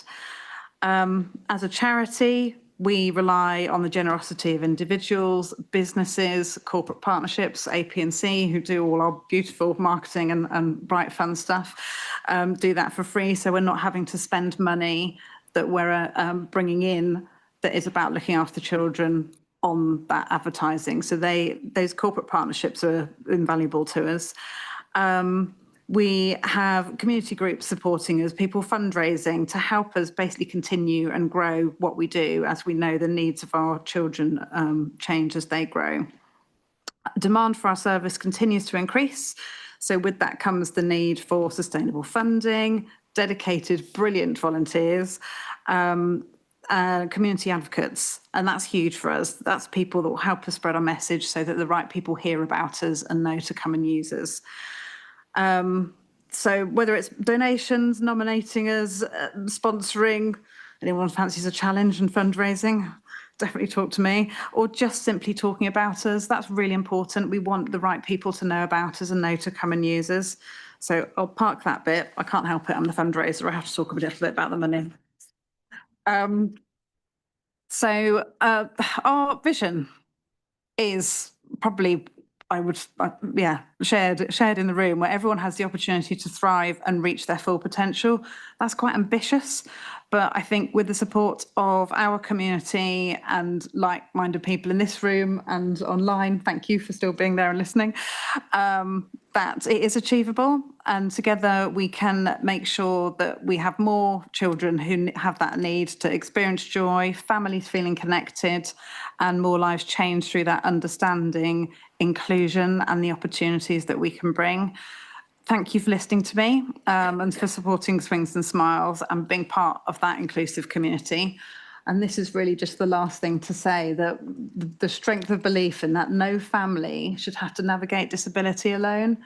And in advocating for and supporting us at Swings and Smiles, you're not just enabling that service to the people that need us most. It is that building community, creating those opportunities and helping our families thrive. Thank you. Thank you very much, Rachel, for your presentation. Before I open the floor to a couple of questions, we've got some questions here at the front. Shortly after I got elected as a councillor and came into the administration, I went to visit Swings and Smiles, and they have this little path. I say it's a little path, it's not quite so little. I believe it being about something like 50, 60 spaces as you walk around. And it's a sensory path. And every few steps, there's a change in the surface, whether it's grass, whether it's bobbled, whether it's tarmac, whether it's broken paving. And it was actually quite interesting to close my eyes and be guided around and actually get to experience that path from someone who may be in a wheelchair, or someone who's who can't see the path up in front, and actually get to feel, not just with your person, but with your feet, the path ahead. And it really did provide some insight and guidance. And I think that's probably one of the main reasons for myself why Swings and Smiles has always kind of stuck in my mind. They're not only advocates for families, but they also help people to understand what they need. And that's one of the reasons, well, it's one of the reasons I was so happy to see Swings and Smiles on the speaker list for today. And thank you very much, Paul, and to Gordon for ensuring that Swings and Smiles was here today. So in terms of our questions, I'll take from the floor. I'll take yourself, please, first, and then we'll go to yourself. So, seeing as we have someone, I understand young people supporting in the home, especially over summer holidays. He'll be waiting on me, so I don't want to let him down. The only thing I wanted to say just before I go is obviously Rachel will share her email and I can help with any questions or anything in the longer term for questions you may not know the answer to right away. That's no problem. you. But we do offer parties and family celebrations as well, and that's not capped at any age. So any family could come along and use our space. It's at a sort of a reduced rate so that families can use that. There is a changing space. It's fitted with a hoist. There's lots of different, and we've got ceiling tracks hoist in each room. So if you ever want to come down and have a look to see if you could have a family party there, please do. We'd love to host you. They're at weekends or in the evenings. So just wanted you to know that that's a part of what's on offer. And thank you so much for having me. I'm so sorry I have to go, but he'll be very cross. Thank you, Laura. Thank you very much for your contributions. We have had a Swings and Smiles in the audience as well. Thank you very much. And to yourself now, please, for your question. It's just, I met Rachel to speak to her earlier today. In fact, that was Maxwell on. Yeah, I did when he said, I think he's in my slides. My grandson has been looking after his half-sister, who's severely disabled. She's a swan, isn't she? So something without name. Yeah, okay. So Yeah, they no, don't I know, won't remember. but she's great. But he's been going to Swings and Smiles, and she's been going to Swings and Smiles for a long, long time. And they do such excellent work. And so much so he's now an apprentice at Swings and Smiles at 17. So I just want to give a shout out for the work that you do and support you give to siblings. Thank you. Because without your support, he would be probably lost as to what to do and how to cope. Yeah, but he's brilliant. He's integral. Roxy. So to know that he came in as a sibling as well is Yeah. because he's an amazing play leader. She's been going there. Mm. So now he's an apprentice, and it's all down to you guys for supporting not just his sister, but also himself. Thank you very much for your comments. I'm loving the shout outs, Gordon. I think we might have to add shout outs to the agenda for next time as well. I'm going to take one more question from this person and then we'll come to you, Councillor Taylor, but I am aware that we are overdue a break. So now I want to be respectful of everyone's bladder. We'll take your question, sir, then we'll have a quick break. Basically, the two groups, are near enough the same when you talk about their needs and what they want or whatever. Over 30 years roughly, I used to teach angling all around the UK. I've dealt with children like yourself with special needs and that, whether they've been deaf, blind, they got disabilities, whatever. We used to do two types. We would either do a ground demonstration where they get used to getting sort of juggling balls and throwing them into buckets, teaching them eye-hand combination. We've dealt with blind people before. We do it by touch. And they'd be sitting on a lake or whatever with a whip in their hand, and we'd touch them on certain fingers to actually strike if the bloke goes under. And they know what to do. It's giving them fun and enjoyment. And that's something that's missing at the moment. The Angling Trust is actually the governing body now of angling. They can actually get funds for people like yourselves to actually go into these situations, i.e. the only club I know in the area now that's got coaches is Reading District. They can actually put a day on for you if you talk to the right people, and the funding could come from the trust to actually pay for the day. So think about it. I've done it, well, me and the wife have done it for nearly 30 years. And we've had kids crying in laughter because it's been fun and enjoyable. And that is the main thing that's missing today with our youth. Okay, so there's a place to go. Thank you very much for your comments. I'm sure those that'll be filtered down by the people. Yeah, thank you. If they're not already aware. Yeah, we are very lucky, and part of this kind of being out in the community is to be able to make those contacts. And Laura, her last role with us was looking at the trips where we could take children out or people to come into us to do these different activities. So that is fantastic. Thank you. Lovely. Thank you very much. So we have a 10-minute break about now. I know, but we are well overdue. Is it a quick one, Councillor Taylor? It's kind of a quick one. Go on then, ever so quickly. I noticed that you're running youth clubs at the Waterside Yes. Centre. I'm a volunteer with Berkshire Youth. Okay. Who run them. Yeah. Do you run any similar clubs in other parts of West Berkshire? I'm thinking particularly in the Tilehurst area. At the moment, we are just, it started at Lower Way in Thatcham as being our main base. The annex is the room that we have at the back of Berkshire Youth. So we use that for our 14 to 19-year-olds because a lot of that is that skills and social development and being able to know how to go out and buy a coffee or navigate around town. So it is those kind of life skills development. Beyond that, a lot of our support is direct with kind of first users in terms of home visits, working with schools or particular groups. So we don't have another site or another base, but we have our changing needs with the children as they grow. And so long as we can do that in a coordinated way, particularly where we're looking at this older age group and what other charities are doing to try and join up. So we're not all trying to do the same things individually, but to join up, whether it's with spaces, resources, people, because we've all got the same aims and it's about that enabling in society. So at the moment, it's just the 2 locations, but we will go out where we can. Yeah, I won't take up more time. I'd like to talk to you perhaps afterwards about opportunities in Tilehurst. Lovely, thank you.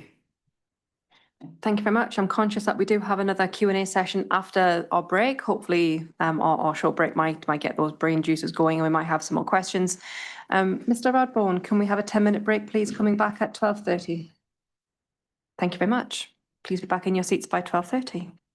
For those of you who are looking to use disabled facilities, they're out the door and to the left before you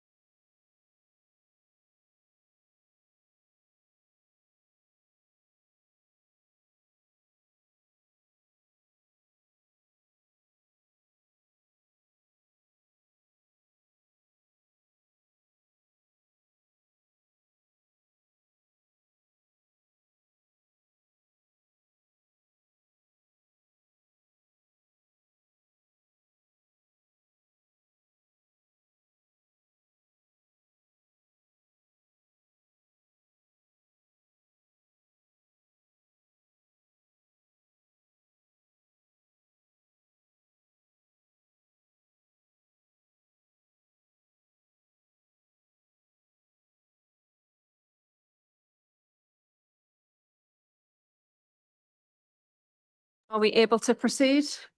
No. Thank you very much, everybody, for your kind attendance and your patience. Can everyone please take their seats?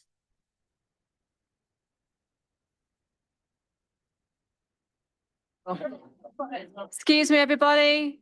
Excuse me. It's wonderful to hear so many fantastic conversations. Callum, Amy. I kind of feel like a school teacher right now. Sorry. It's so wonderful. I've spoken to a few of you in the break, and it's so wonderful. Rachel and Councillor Taylor. I do feel like a school teacher now. Eesh. So it's wonderful to have been part of so many conversations during the break. I kind of feel like this is the start of some wonderful things to come. I'm going to ask Gordon now to keep me on the straight and narrow. I do believe we have some questions. Is that right? And we have some Q&As. So I believe we've probably addressed all of our questions and answers that we had scheduled during the session, which I think was probably more important because it naturally flowed with the meeting rather than leaving them to the end. Before I move into our public questions, which were submitted before the meeting by people who couldn't attend today, do we have any more questions from the floor? There we go, Gordon, you're back up. Oh, you've got two, Gordon. We'll start with the lady in pink. Remotely. Okay, so the big hot potato is pedestrianisation of the town centre and the access for disabled people. I myself have stopped going into town as much in the evenings because it's not as easy for me to get in and be dropped outside of venues and things like that. So, for example, the Corn Exchange, the High Street, it is a frustration for us as disabled individuals. And also even, I believe that the town hall is not hugely accessible either. I haven't actually gone in there, but I know I've heard through other people. So that I'd be interested to see what other people in the forum think about that as well. And the other thing as well that I've seen, it doesn't personally impact me, but I've noticed a lot about it on the Newbury Thatcham Facebook page, is about a bus service, the number 2 bus, being cancelled and no longer running from Wash Common along to Monks Lane, along to Tesco's and the retail park, which again is a big red flag there, particularly for people that perhaps don't have don't have a car, are reliant on buses. And obviously with Monks Lane, you've got the surgery and the pharmacy there. So those, again, it's just something I've picked up from kind of keeping an eye out locally, what the news is and what's happening. Thank you. Thank you very much. I'm very pleased to say that, well, very pleased that you expanded on the number 2 bus, because the number 2 bus comes to my village and I wasn't aware that that had been cancelled because my family use it quite a lot. So thank you very much. I'm over in Burfield and Mortimer, so we are over on the other side of the district and have a different bus route. I'll take those comments away and feed back to you. I know that pedestrianisation is something that is very much on our radar at the moment, and we're looking at what that could be.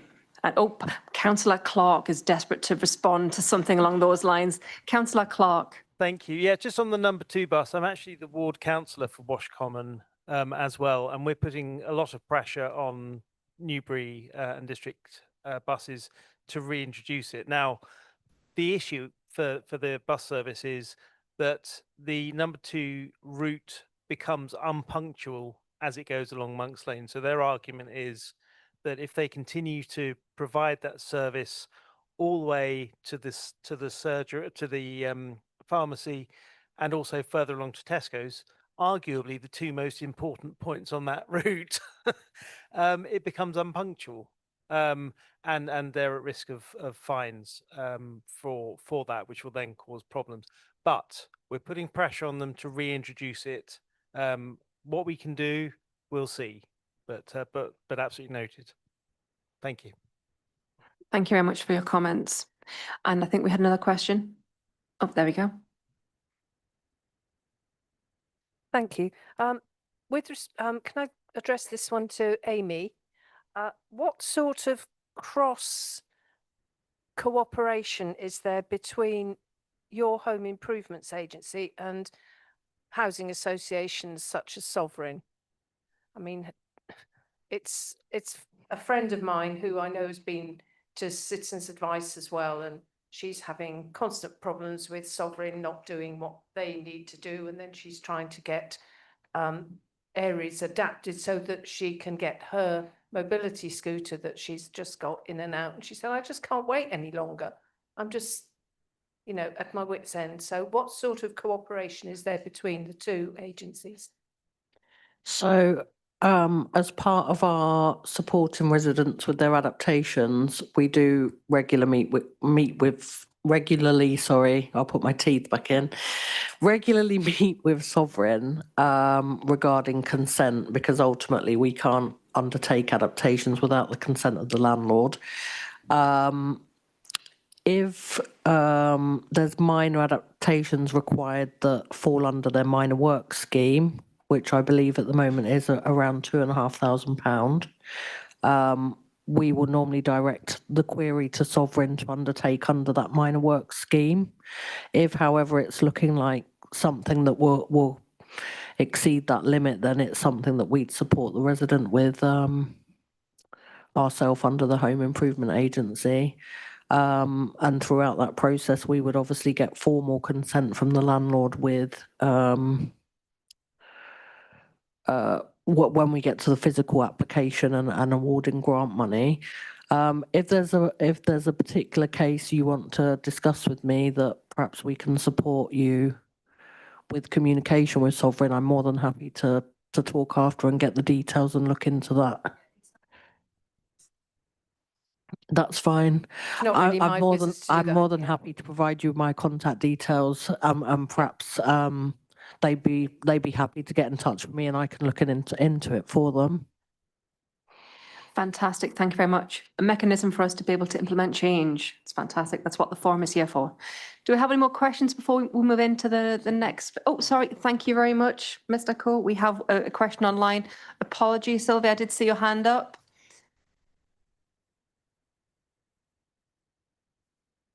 Yeah, my question is for everybody. Just to consider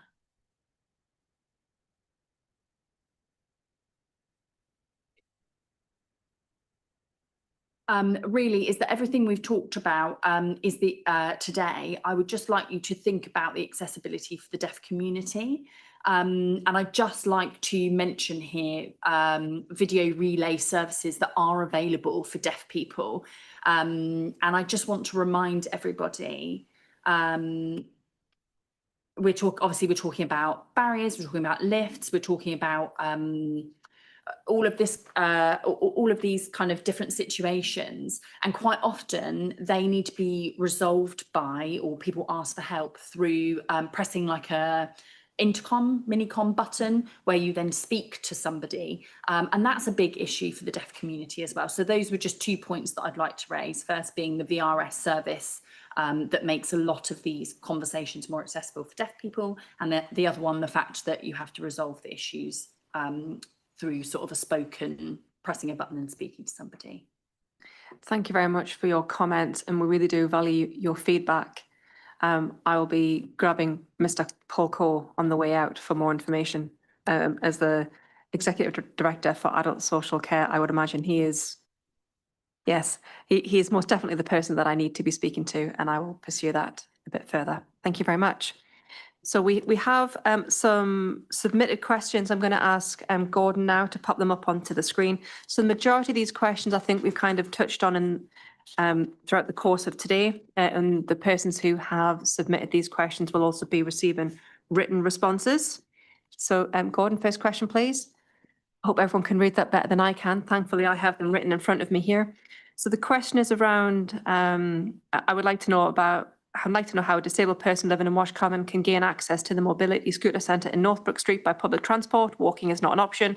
There has been a suggestion here within the briefing note regarding the number 2 and number 8 bus operated by Newbury and District Connect, the Washwater area within the town centre. However, I remember from Patrick, Mr. Councillor Clark, that there is an issue with that bus route. So we will take that away and not in that direction. Yes, we will provide an alternative response to that question.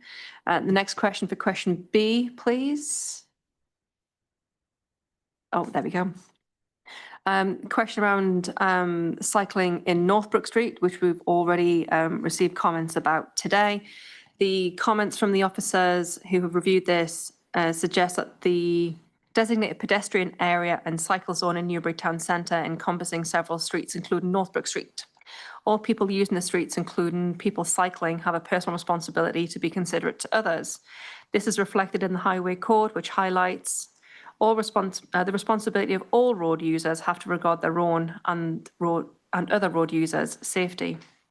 So the council also runs a bikeability training school for children in partnership with primary and secondary schools. The bikeability training that our road safety team runs includes highlighting to children and young people the importance of being considerate to other road users when they are cycling. But I think there's more that we can do here. And there's also a further comment here to say that Thames Valley Police do intervene in cases of dangerous or inconsiderate cycling, including Northbrook Street. In a recent case resulted in a fine and seizure of property. And the officers continue to encourage members of the public to report instances using 101 or indeed 999 if it is appropriate. I think we have a following question now. Oh, we have a question at the back very quickly. Oh, sorry. Is my Geordie accent coming a bit too coarse? It's all, we both have to come with subtitles. Sorry, I just wanted to say in relation to question A, I'm from the volunteer centre in Newbury, and we run the shop mobility facility in Northbrook Car Park. And if you're able to respond to the person, question A, and tell them to get in contact with us, and we can possibly see if there's anything we can do to help. Thank you very much. I think the person's name was presented on the question. So I think it's safe to say that, you know, we can't forward their details, but I'm sure that they will be able to join the dots. Thank you very much. Mine was just relating to question B and the comments about the taxi drivers. Is there legislation around if they have a blue badge, like the sticker in their taxi to say that they are accessible for wheelchairs, that they have to take you? Because I've had numerous occasions when I've gone to use the taxi and they don't actually know how to use the strap downs and the tie downs in the wheelchair. And my husband's had to do it. If he hadn't been with me, I don't know how to strap my own chair down, which is probably not great. But I know that they have relief on their fees and things, don't they, if they have an accessible taxi? So my concern is that people are getting these accessible taxis to help their fees and then actually not learning how to do the adaptions and how to make sure people travel safely. Thank you very much for your comment, and you are right to flag this. So in a previous life, I used to be a taxi driver, and I did have a blue badge certificate. And I know that Councillor McCann, who isn't here with us today, he's currently working, loves a hot potato from me. So Councillor McCann looks after Joint Public Protection Committee, which includes taxis.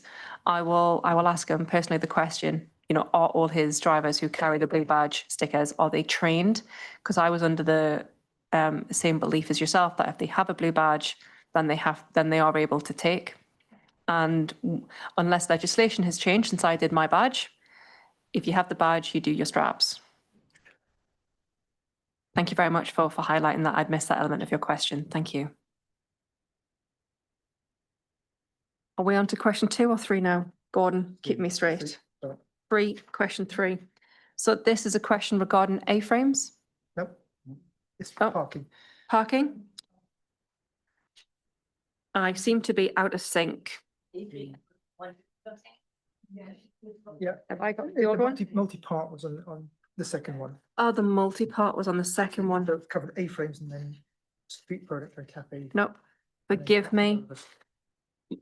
Gordon has very wonderfully done a briefing note for me that explains all the relevant briefing notes, and I've combined them all together. How silly of me, forgive. What plans do you have to stop people parking on the pavement in Mortimer? It's often a nightmare for people. Yes. So Mortimer is indeed my ward. It is an area of a concern for myself as the ward councillor. under the highway code, there should be sufficient space allowing the pushchair to walk past on the pavement. If that is not the case, that can be reported to the police. I will hunt out the relevant contact details for the residents to be able to do so, and I will share that as part of my commitments for the meeting. Unfortunately, there's nothing that anyone can do to stop people parking on the pavements unless there is a double yellow line, and that will be done through enforcements, I do believe. Do we have any questions on this one before I move on? Oh. Yeah, my mic. Good.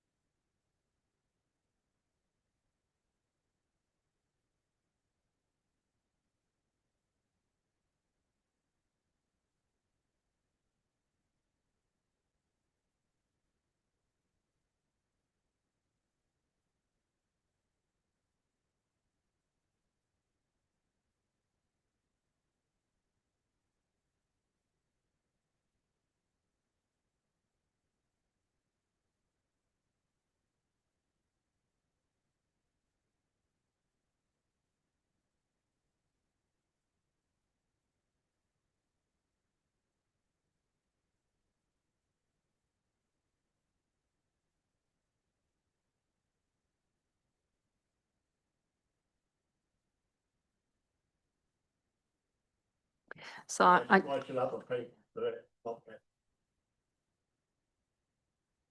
do believe, and I'll ask our colleague here, and then have to move on, I'm afraid. But I do believe that that is a planning permission piece, potentially.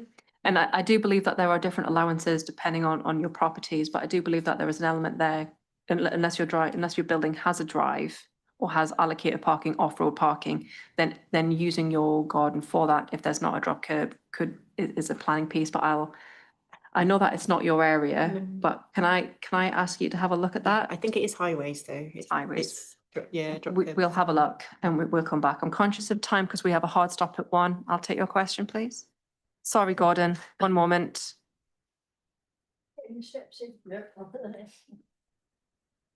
I live in Dyson Close in Newbury, which is an over 55 complex.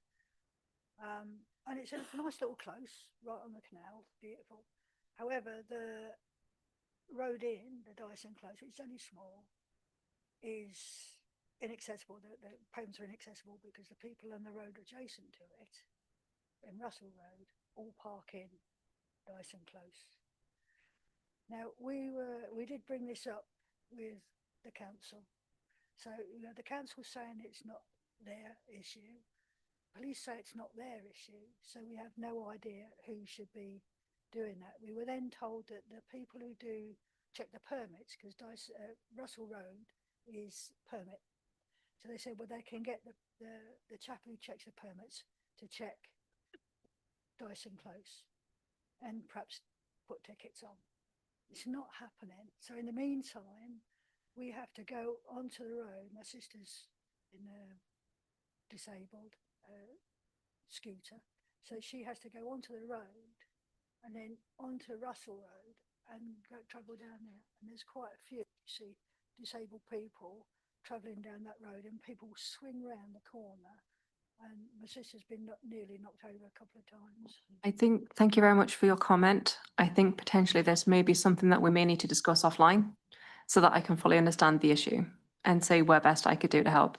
I'm aware that if the road itself is private or if it hasn't been adopted by West Berks, then the route forward will be slightly different. So let me understand the full range of the challenge with the area, and then I'll be able to advise you better and more accordingly. Is that fair? Perfect. Thank you. And apologies, we are quite short on time today. We do have a hard stop at 1. So does anyone mind if I rattle through the remaining elements of this? Right. It's wonderful to be in a room of people who enjoy talking as much as I do. Question D from being a parish council. Thank you very much, Councillor Hancock, for your contribution.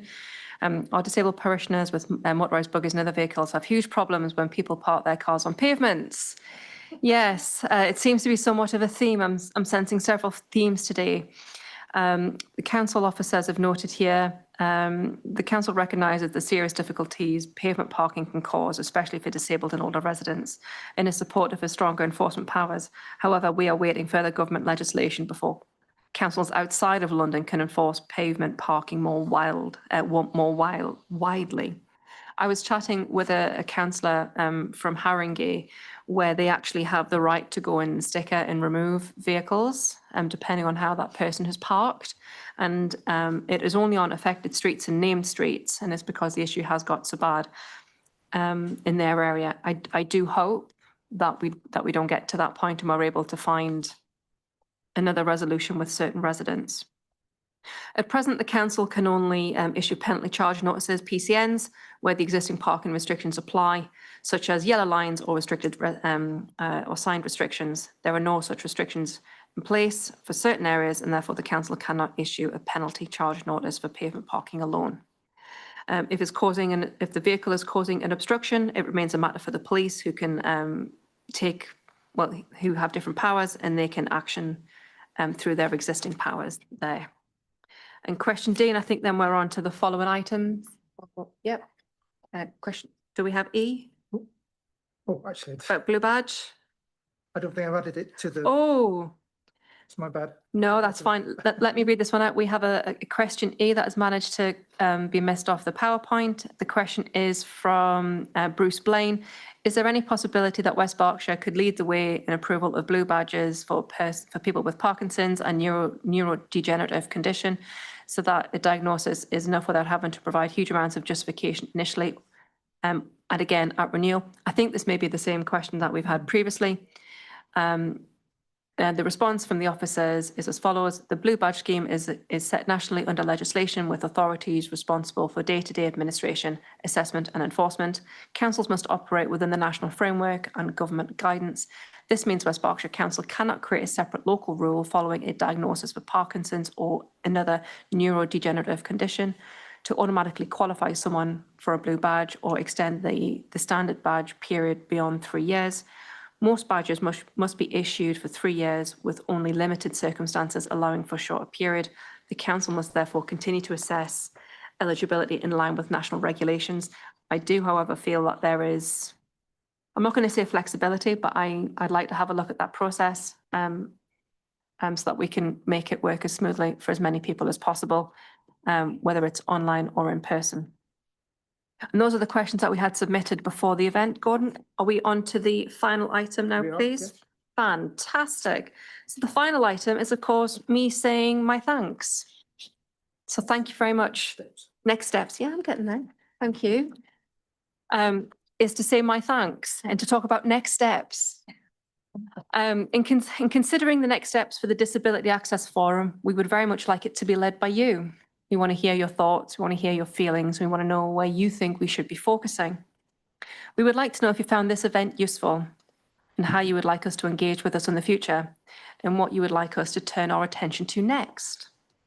We are happy to take comments now, but I'm conscious that we have a hard stop at 1. Or you can fill out our feedback form. That is on your seats. I think Gordon very kindly printed those out for you. Or you can complete the online form if you're online. We can also send out a link to an online survey to all delegates who joined the meeting today. Do we have any questions? I'm conscious that we have 4 moments, and if it's not burning, I would like to try and release officers to go back to their jobs and also to release the room for the next appointment. No? Fantastic. Well, that brings us to the end of the meeting. I'd like to thank everyone for attending today, both here and online, and I look forward to seeing you at the next meeting. I'd like to give a special shout out, if I may, to a couple of very special people who helped to make this meeting happen. We've got Gordon, the gentleman in pink, who has been my right-hand man today, making sure that everyone has had a voice today. We've also got Thomas Rodbone, who has been hosting the event and making sure that all of the tech has worked. He's a god amongst men. And also to the British Sign Language operatives who have been helping engage with our community online. Thank you very much for your kind attendance, and I look forward to hearing from you and speaking from you in the future. My name is Councillor Vicky Poole from West Berkshire Council. Thank you.